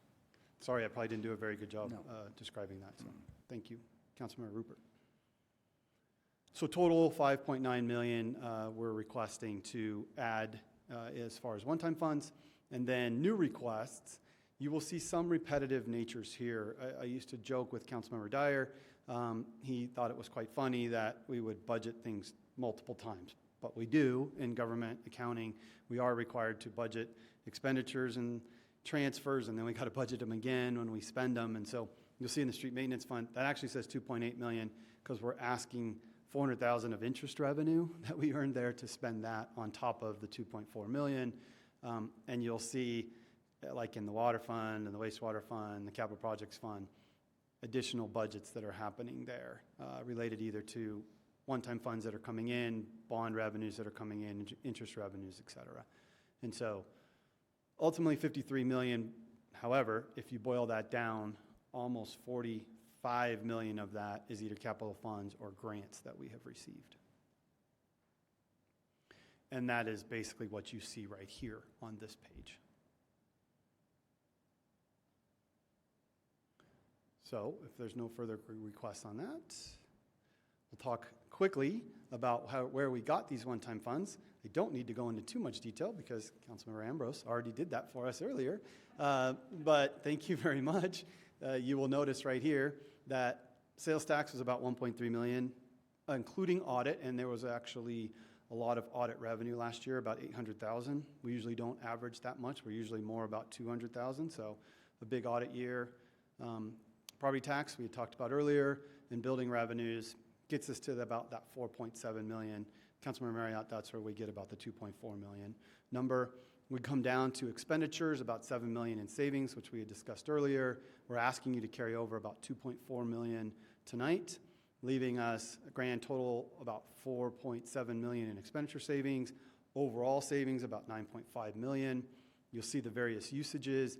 One item I'd like to point out is we are reserving roughly 3 million, but also the 288,000 you see at the bottom. So about 3.3 million to help us offset the general fund next 10-year model work. We will start in May, bring that back to you in June. And so we're asking council to reserve those funds today. Certainly you can do anything you want with them, but we're asking you to reserve them to help us balance our next 10-year model. We certainly know that we have to look at auto use tax, slow down in sales tax as a possibility, and other areas. less interest revenue, et cetera. Councilmember Ambrose. Thank you. Your comments on this about having this is not for the reserves, right? This is to balance the 10-year model. Correct. Right. So I guess my question is more unrelated then. Okay. In your previous presentation, you showed that our reserve levels have been around 60 to 70% for the since 2008 or so, and we're required to keep them at 17%. Yeah, and actually in the last presentation, what you saw was really only a quarterly that goes back 3 years. Oh, I'm sorry. Not Okay. all the way back to 2008. That was the sales tax Yeah, one. that was Yeah, sales tax. right. Absolutely. And you're correct. We are in that period of time for that 1 year, much higher than is required. We do it not only in 1 year, but we also do it throughout the 10-year. Because we budget conservatively, we feel that we can use some of those dollars to then balance the 10-year model till we get to year 10. And then in year 10, we're basically at that 17%. Okay.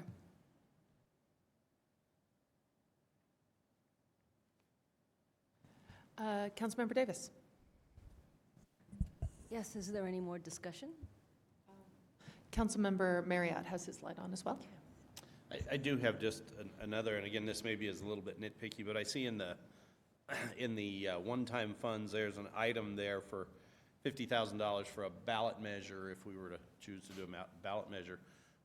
Given where we're at as a council at this time, having not discussed anything around ballot measures or taken any action or done even any of the groundwork to do that, I'd be very against that. I would much prefer to see that money be into the streets maintenance fund and be put to use. I realize it can be continually carried over, and at whatever time the council decides they want to do a ballot issue, they can. But there is an opportunity cost to just sitting on money that you have no intention to use. And so my comment would be, and I guess I haven't decided. Mr. Marriott, we haven't done public comment and other things at this time. So if you're going to reserve comments on the motion, I'd ask that you reserve them for when we have a motion on the table. Hang on. Thank you. My question would be that, in the event that we were to choose to not do a ballot issue this year and, put that money into other uses, and then at the last minute decide to do a ballot issue, does the city, through its reserves or other methods, have the capacity to come up with $50,000 to do a ballot measure? Councilmember Marriott, absolutely. Okay, thank you. Thank you. Councilmember Rupert. Should we go forth with something with regard to our courts, for example, that's where that would show up? Correct. All right, thanks. Thank you. I'd like to ask if there's any public comment at this time on this particular agenda item. Seeing none, I will then, Councilmember Davis, you have reserved the motion. Is there any additional questions of Mr. Archer? All right, Ms. Davis, it's yours. I move that CB 25-006, an ordinance authorizing an additional appropriation for fiscal year 2025, be approved on final reading, numbered 4,892, and ordered published by title only. Okay, thank you.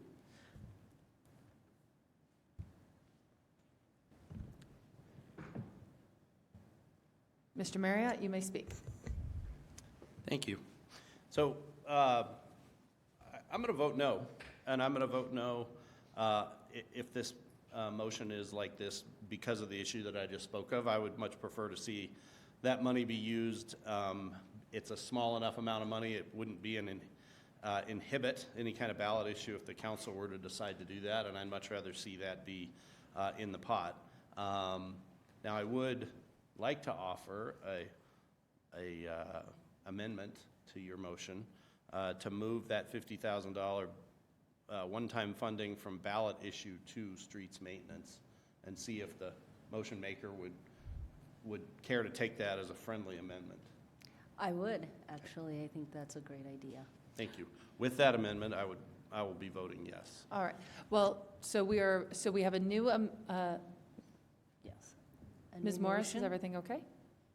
So I just wanted to make a very quick point. Part of that $50,000 related to ballot measures, we had talked about utilizing to potentially retain an expert to give us advice on a potential ballot measure for the court's residency issue or the judge residency issue. So I just wanted to say that. I don't think that moving it necessarily prohibits us from doing that, but I wanted to raise that as an issue. Mr. Marriott, do you still want your amendment included? If you're willing to accept it as a friendly amendment, the answer is yes. Yes, sir. Then I move that CB 25-006, an ordinance authorizing an additional appropriation for fiscal year 2025, be approved on final reading numbered 4892 and ordered published by title only as amended. All right, council will cast their votes.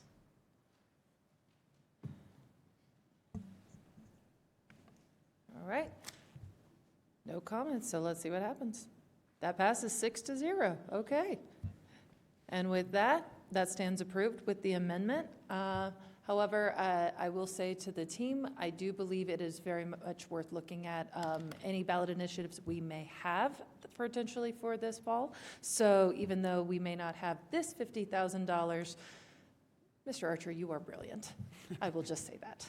So Thank you. We will make the change and look forward to your direction if we get there this fall. if we get there this fall. Thank you. So with that, I will next open the hearing. Ms. Morris, do you want me to open both of these at the same time and then just run the votes differently? Yes, if you would. Okay, thank you. So next we have CB 25-007, an ordinance vacating a portion of right-of-way on West 80th Avenue and Lee Street located approximately at 7990 Lee Street, City of Arvada, County of Jefferson, State of Colorado, ordinance number 4893, as well as CB 25-008, an ordinance vacating a portion of right-of-way on West 80th Avenue and Lee Street located approximately at 10230 West 80th Avenue, City of Arvada, County of Jefferson, State of Colorado, ordinance number 4894. Mr. Smetana, welcome.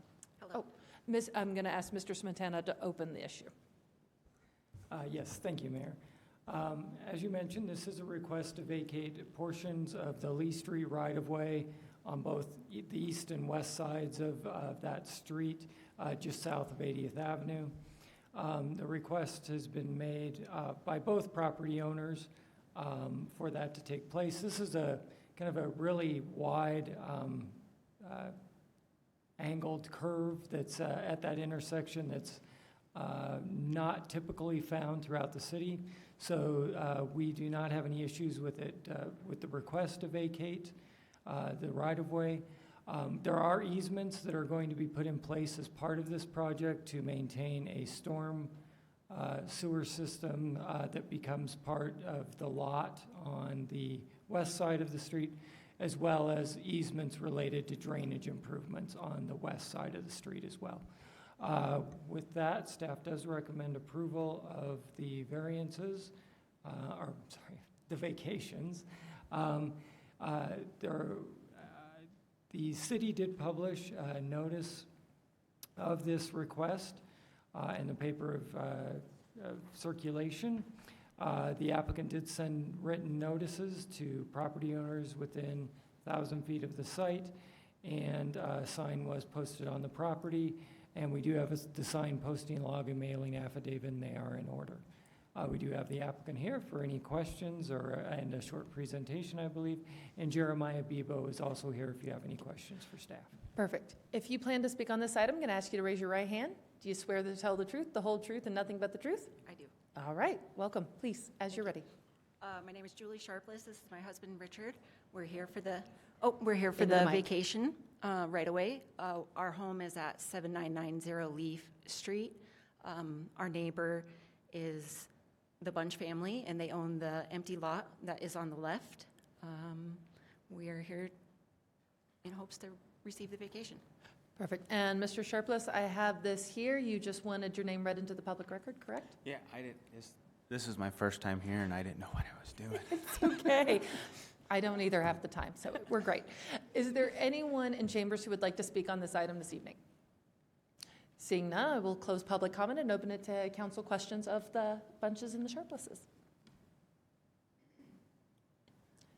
Seeing none, I will then open, Councilmember Davis. Is there any discussion or questions of the witnesses? If not, then I would go ahead and make the motion. Please, one at a time, starting with One at a time. 007. Let me get to the first one. Thank you, Mr. Smentana, for putting this together for me. I move that CB 25-007, an ordinance vacating a portion of the right-of-way on West 80th Avenue and Lee Street, located approximately at 7990 Lee Street, City of Arvada, County of Jefferson, State of Colorado, be approved on final reading and numbered 4893 and ordered published by title only. All right. That passes 6-0 with Councilmember Pfeiffer being an excused absent. Councilmember Davis, you have the next one. Okay, let me get to it here. I move that CB 25-008, an ordinance vacating a portion of the right-of-way on West 80th Avenue and Lee Street, located approximately at 10230 West 80th Avenue, City of Arvada, County of Jefferson, State of Colorado, be approved on final reading and numbered 4894 and ordered published by title only. That passes 6-0 with Councilmember Pfeiffer being an excused absence. There you go, that's it. Congratulations. All right, with that, I will close the public hearing portions of this evening agenda. We do have need for a workshop, so I will open our Land Development Code Revisions workshop at this time.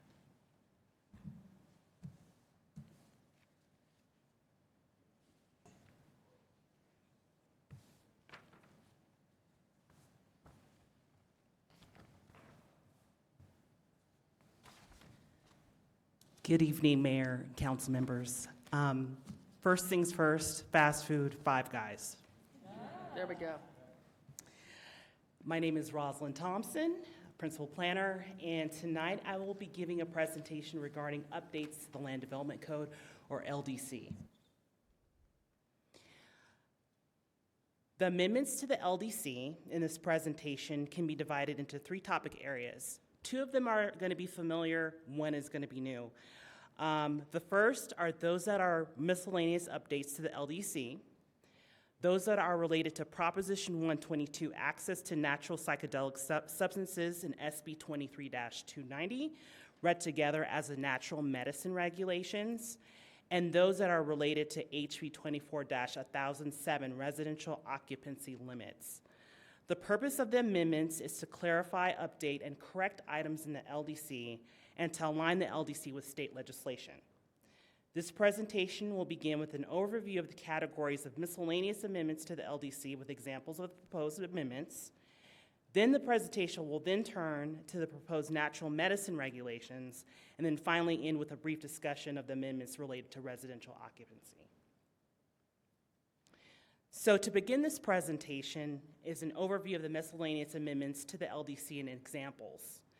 The amendments fall into three categories: those that clarify or refine the existing LDC regulations and definitions to improve administration, which comprise about 53% of the amendments, those that update technical and substantive requirements to align with city policy, those comprise about 32% of the amendments, and those that correct typographical errors, omissions, and incorrect provisions for clarity, which are about 15% of the amendments. So this is an example of the first category of amendments, those that clarify and refine existing LDC regulations and definitions. Here, in the purpose of Section 212-1-3-1 of the LDC, the facilities listed in the Parks and Open Space Zoning District are under inclusive. Staff is proposing to add language to broaden the type of facilities, including government facilities, included in this list.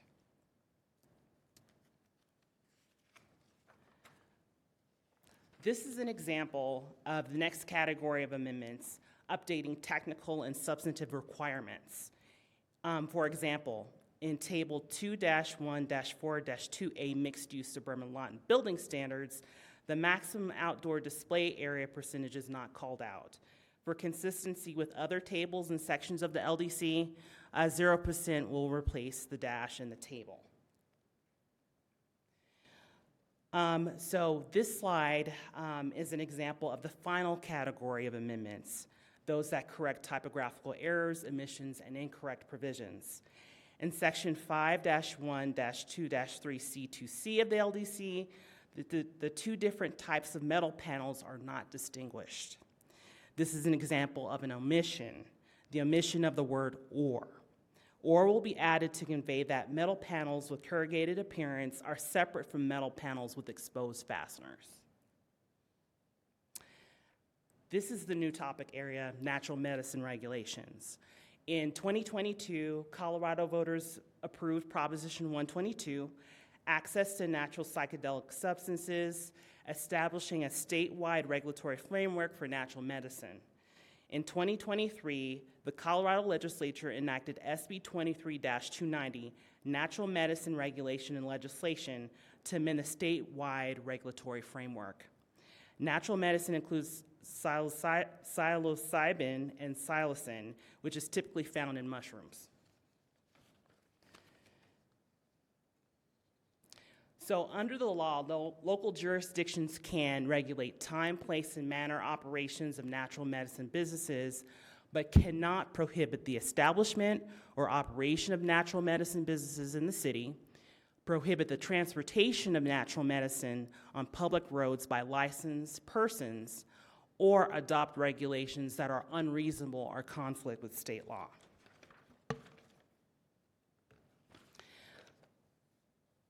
To comply with state law, the following definitions in the LDC are proposed to be amended.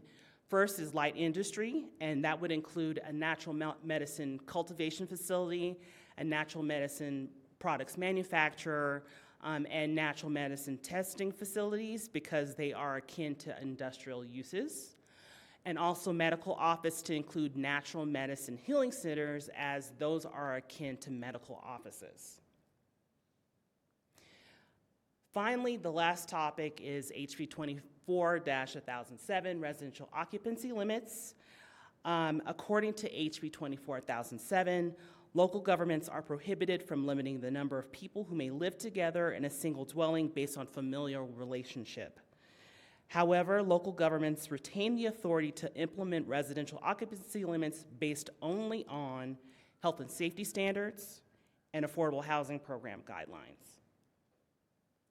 To comply with the state legislation, the proposed amendments include replacing single-family detached with single-unit detached throughout the LDC, and also consider changing the occupancy limit for short-term rentals as that's based on unrelated persons living together instead of based upon bedroom. That concludes my presentation on the LDC amendments. I am happy to answer any questions that council may have.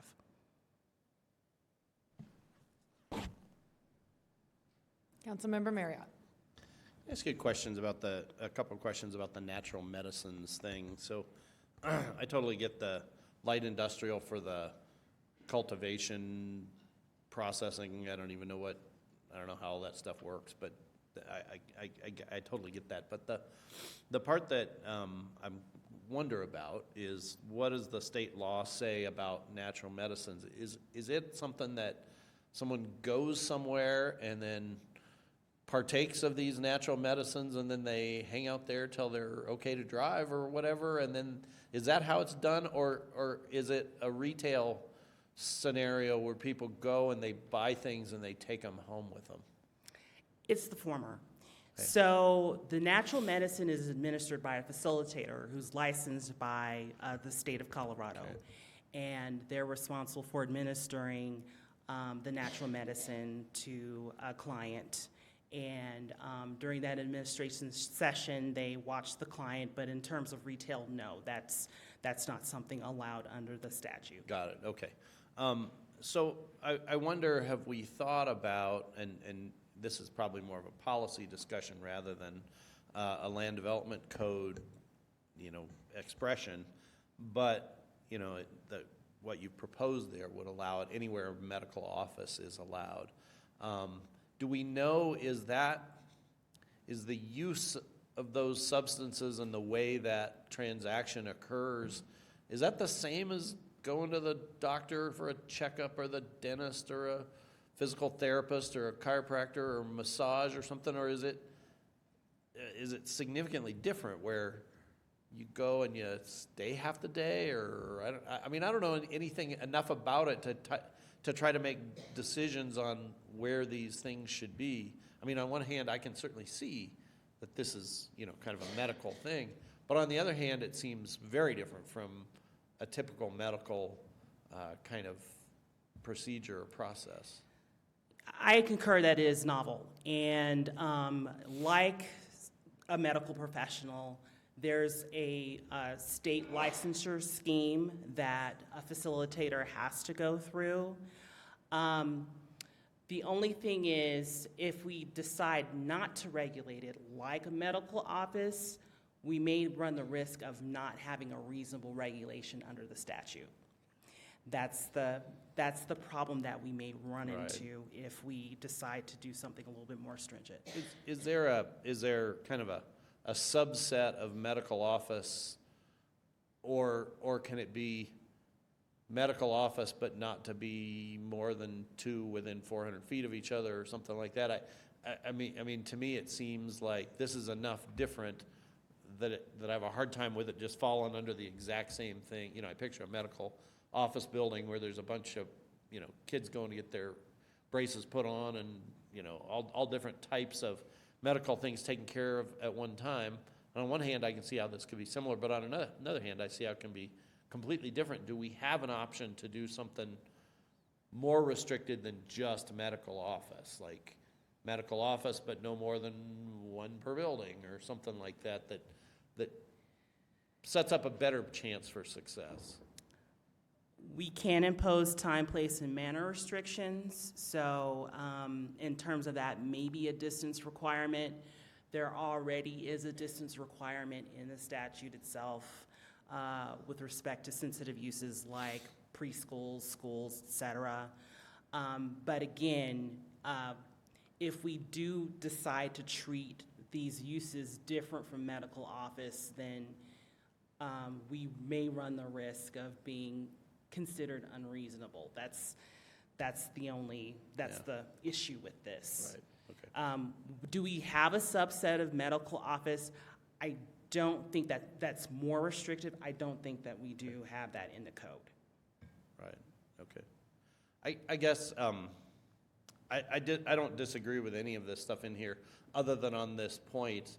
And I guess I would love to see maybe a briefing from our city attorney, if that's where it would come from, or from their community development or somebody, kind of about this subject, about maybe options and best practices, or if there's any lessons. I think this is pretty new. I don't know if there's lessons learned other places, or even what the status of the landscape is today. I would assume if these are allowed, they're happening already maybe, but I guess I would want to know a little bit more about that before deciding on just that point. The rest of them I'm totally fine with. We can provide some additional information. I know there's some other cities who are a little bit ahead of us, and so we could make those requests. This topic came up at one of CML's municipal lawyer conferences back this last fall, so I'm sure we can reach out to those entities that presented on the topic and ask what their experiences are. Okay, thank you. Councilmember Rupert. Taking off on John's comments, I'm wondering, you know, house calls used to be fashionable. They're not really cost effective anymore, but I don't think they're ruled out. And it seems to me that the legislative context of this is not inviting to house calls. And so I'd really be interested in what's considered reasonable and how far the analogy to a traditional practice of medicine this goes. We can look into that as well and get you a little bit more information. Councilmember Ambrose. I guess I don't mind the additional information, and I appreciate you bringing up this LDC and how it be handled. But to me, I think there's a lot of minor medical things that we go through. We go to the dentist and we have, you know, a tooth extraction. You get put under painkillers and they say you need a ride home, because if you drive under painkillers, you're driving under the influence, or if you're hurt and you go to the emergency room and you get painkillers, it's the same thing where there's already practices in place to make sure that people are not driving or going through neighborhoods under the influence. And there's already places where people receive care on a regular basis for over 3 hours, like dialysis clinics. And the way I understand this, natural medicine is really, it's primarily for mental health. And I know there's, minor medical things that people do for mental health, like TMS and ECT, which are both different forms of shock therapy. This is the old term for it. So I think that it was classified correctly into being like medical procedures, and there's already applicable laws. I guess I'm curious to see more, but I also think that, the way that you've got it in the LDC is correct. Councilmember Davis. Yes, I've been looking at this from the lens of a former employer and moving this forward and putting guardrails around it. And they seem to be operating these clinics and medical offices.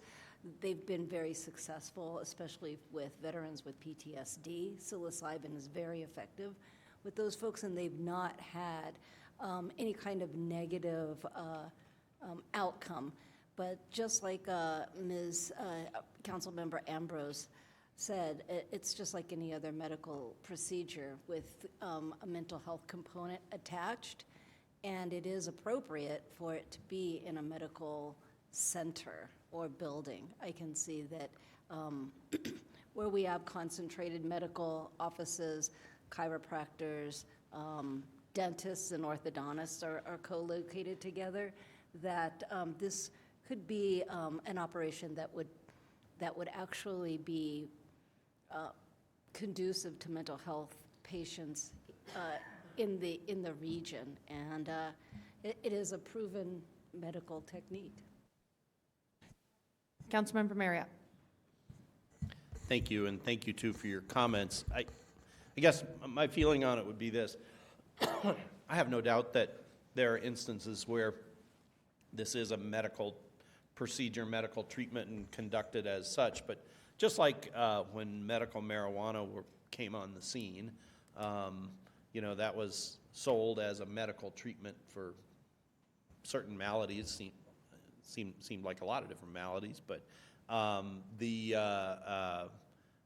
reality is and particularly now, some years later, of the marijuana consumed, the vast majority of it is consumed by people recreationally, not medicinally. And my caution with this isn't I don't have any problem with someone who is using this medically under the appropriate medical supervision for medical reasons, but I think there's an element to this that is recreational, just like marijuana it was. And I mean, this is a well-known party drug. This is, well-known, for folks who might want to do this, who don't because it's illegal. This is a legal way of doing this. And the big part that I just don't know about, and I mean, may be right, is these are psychoactive substances. This isn't, it's not like smoking weed and laying around the couch being lazy. These are to promote a, psychoactive response, and I have no doubt that there are useful purposes of it too.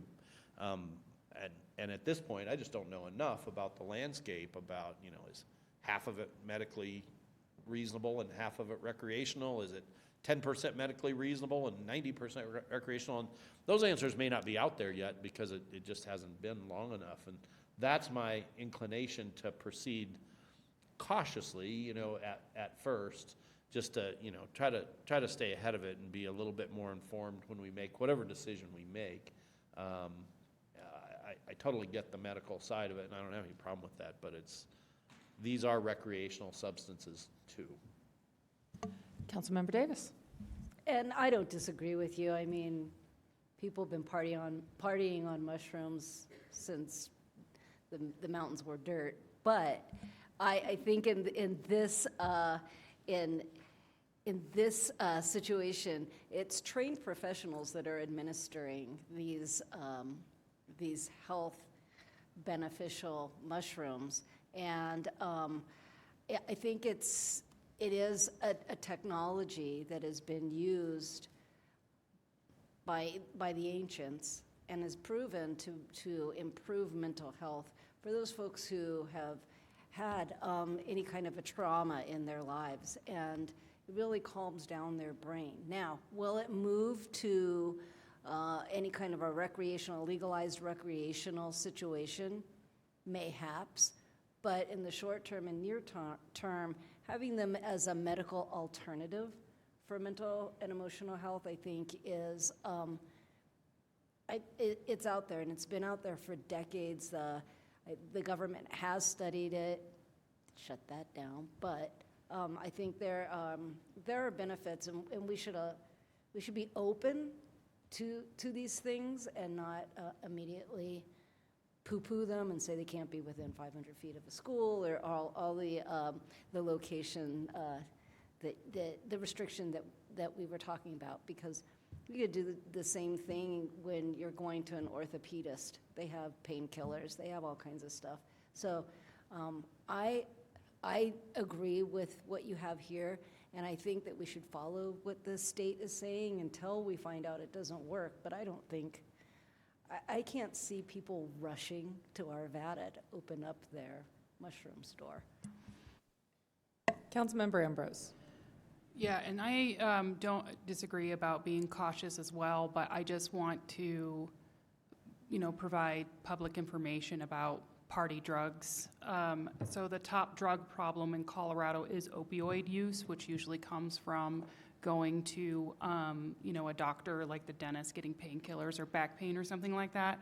And in 2021, there were 1,289 opioid overdose deaths in Colorado, which accounted for 68% of all drug overdose deaths in the state.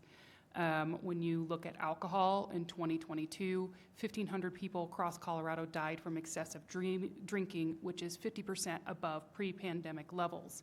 However, a recent CU study said that a nationwide study of about mushrooms use, or this natural medicine, which is what we're talking about, right?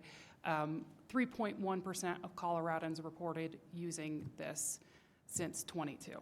So really, when you're looking at the magnitude of what is a public health problem, we should be far more regulating our dentists, orthodontists, and doctors who are prescribing powerful opioid painkillers, and there already is a lot of legislation, and I am far less concerned about natural medicine, although I am interested in seeing the caution as being a new thing, and I wanted to just share that information with the public so that there isn't any so that we're right-sizing our approach to what we need to be worried about as public officials. Any additional comments or thoughts for the team? All right. With this, I appreciate the greater information will get brought back to us, but also well done. I know this is always interesting when this kind of legislation comes up. We kind of have to create it a little bit from new, but I think this is appropriate how we're going to categorize it. It will be under the watch of healthcare professionals. And, as with everything, if changes are required as we go, we will make them, especially with anything new. So thank you. Oh, Councilmember Davis. And thank you for the presentation. It's always nice to see your smiling face. All right. Anything else for this workshop item? Oh, Mayor Pro Tem Mormon. I do have a question. Can you, the short-term rental change, can you give me some more specifics on what we're looking at here under this bullet? So it would be related to a health and safety standard rather than familial relationship, because as it's written, it states that the occupancy is based upon unrelated persons. And so that ties to familial relationship. So changing that to say, what's under fire code or what's under building code. Okay, thank you. Appreciate it. Excellent. All right. With that, I think this workshop is concluded. Thank you very much. I appreciate it. All right. With that, we will now move to our second public comment this evening's agenda. We have one individual signed up, Pastor Jared. Please come on up. Jared Irwin. Sorry. Good evening, Mayor, council members. Yeah, for the record, my name is Jared Irwin. I actually don't live in Arvada, so my address is 2514 Champa Street, Denver. I didn't come here to preach at you guys, so hopefully that's good news. I've actually been wanting to come for a while. I usually work on Tuesday nights, so I had to cover those bases. But a few things that I wanted to speak to, and just as the pastor of the Rising Church, I am ultimately responsible for overseeing Mission Arvada. So I did want to say that, first of all, I have heard the concerns voiced by the parents and others at St. Anne's School. I am a parent, and I have 4 young children, ages 2 to 10. So I take the protection of kids very seriously. I also live in downtown Denver, where the problem of homelessness is, I believe, much worse, safe to say. We've had people sleeping outside of our front door of our residence and in our apartment, and have had a variety of safety issues. Myself, working with the homeless population for the last 11 years, have had multiple safety situations where I was attacked or other people were being assaulted. So all that to say, I'm aware of the dangers. And so that what I want to say is that is why we are passionate about what we do, because we see the problem of homelessness, we see the problem of addiction, and I just want to say that my hope is that we are part of the solution, not part of the problem in offering our services. We may not do what we do perfectly. We are still trying to learn and grow, to take more responsibility for the potential impact of our services. And we may need to do what we do in a different location. I wanted to say that we are open to relocating. It would have to be the right place, the right circumstances, and so far it's been difficult to find a place that would be a good fit. Also, I am concerned that if Mission Arvada moved its services outside of Old Town, that the problem could potentially get worse. And my hope would be that if we did move, we could still have some kind of outreach there, but that's yet to be determined. Meanwhile, we are, as I said, working hard to be part of the solution, not part of the problem. We are sincerely trying to make every effort to fulfill our mission and take responsibility for the potential impact. Trying to gauge my time here.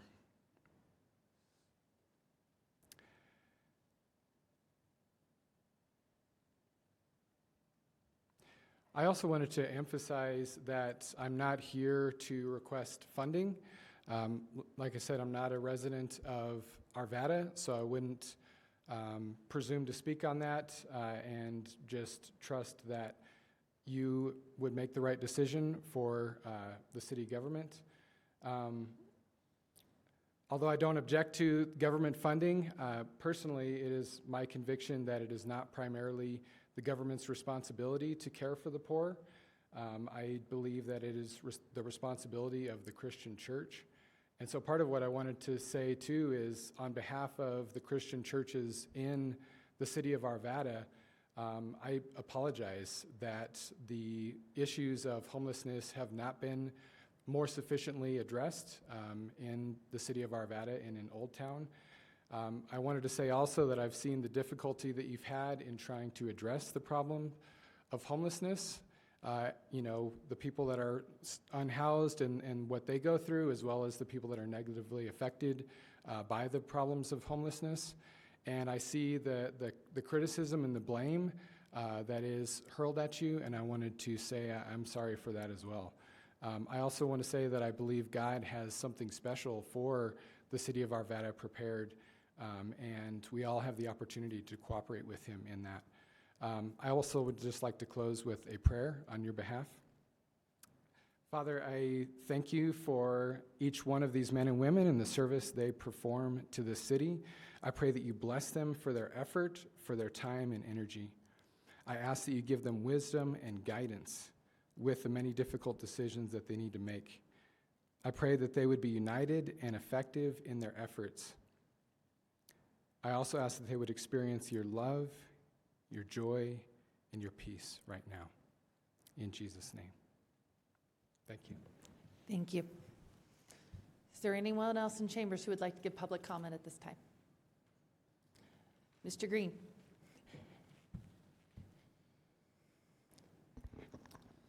I think patrons of Mayo Wolf might be pretty excited about that new recreation medicine. All right, yeah. Good evening, Council. Jordan Green, 5210 Garrison Street. I want to address ADUs and minimum parking again, but come at it from a different angle this time.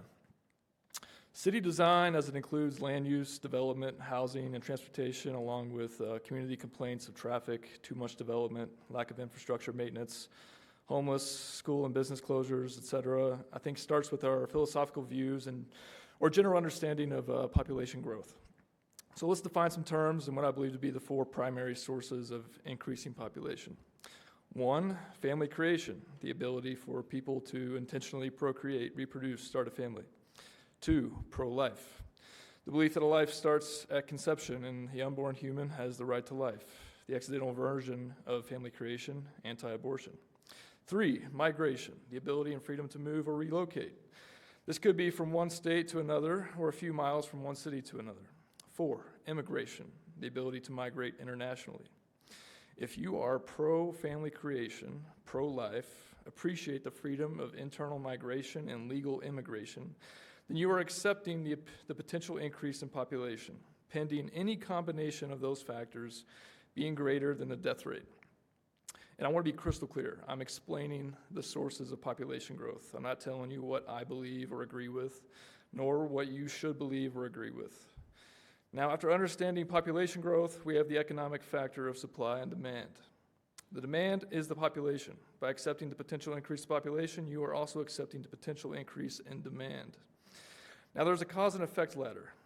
If our housing supply and variety doesn't meet the demand, the cost of housing increases, which includes market value, assessed value for property taxes, and insurance. When the cost of housing increases beyond general affordability, individuals and families struggle to pay for other life essentials, such as transportation, food, healthcare, et cetera, along with funding retirement. Individuals can't also afford to create a family. Businesses struggle to retain workforce, decreasing their productivity. When people struggle to pay for life essentials, not only does their mental health suffer from increased financial stress, but people lose the ability to make payments and either get evicted or face foreclosure, becoming homeless. When families are priced out of the area, schools close for low enrollment. When businesses struggle, they too may get evicted or just consider not locating to the high-cost area. Then the city's tax base takes a hit, impacting public services, which has begun. You can no longer acknowledge there's a housing supply and cost of living issue while continuing to hide behind neighborhood character. And whether you realize it or not, our city design and restrictive land use policies contributes in part to high cost of living, homeless, lack of mobility, and high financial liabilities for the city. The increasing number of people isn't the problem either. The lack of housing, transportation options, and economic opportunities are the problems. And the city's contribution to these problems can be addressed with policy changes in zoning and land development codes. You lose the ability to complain about traffic, lack of infrastructure maintenance, homeless, schools, and business closings when you're against such root cause solutions. We need more flexibility and adaptability. Thank you. Thank you, Mr. Green. And I will request that you fill out a public speaker form before you go tonight. All right. Is there anyone else in chambers who would like to give public comment at this time? Seeing none, I will close second public comment, open it up to City Council committee reports. Councilmember Davis. Yes, so last week I was able to attend the Denver Regional Council of Governments retreat where we discussed Metro Vision, and it was very, very informative. Pardon me. I will let you know that our Public Works group was we had a shout out as being very, very good and cooperative and easy to work with. So congratulations, Ms. Rhodes. This was quite the feather in Arvada's cap. So that was exciting. Councilmember Ambrose. Yeah, just a couple of things. One is AIDA, the Arvada Economic Development Association, is looking for nominations for businesses. So they are accepting nominations through May 2nd for a Business Appreciation Award in a lot of different categories. And then the Adams County Regional Economic Partnership is also accepting nominations through April 30th for their Game Changers Award for businesses and organizations in different counties. In different categories. So if you know of some good businesses and organizations in Arvada or in Adams County, this would be a great way to recognize them either through AIDA or Adams County Regional Economic Partnership. And then also this Friday, I'm having office hours at Heaven Creamery at noon, so feel free to stop by. Thank you. I will quickly note that I was, obviously, if you pay attention to City Council, you'll know I was not here 2 weeks ago. I was at the Downtown Colorado Inc. conference with Arvada's Urban Renewal Board. It was an excellent conference looking at how to keep our urban communities dynamic and vibrant, and Aura won the very prestigious Placemaking of the Year award for a large city for the Garrison Garden Paseo. So congratulations to the Urban Renewal team, as well as to our very recently retired Maureen Fair, former executive director of Aura. We will miss her. She was named as a Colorado Downtowner of the Year, which is the highest award they have for professionals in the industry. So very, very great honor and very well deserved by Ms. Fair. I will also share that Carrie Briscoe, our former deputy at Aura, is now the new executive director, and I look forward to working with her for years to come. So with that, Ms. Haley, do you have any items for us? Thank you, Your Honor. Good evening, City Council. Just a reminder that we have a workshop next Tuesday on the 22nd. We have 2 topics. We'll be talking more about waste hauling. I'm coming back for round 2 of a workshop with you, and we're talking about paid parking. All right. Thank you. Ms. Morris? Nothing from me, Your Honor. All right, we stand adjourned.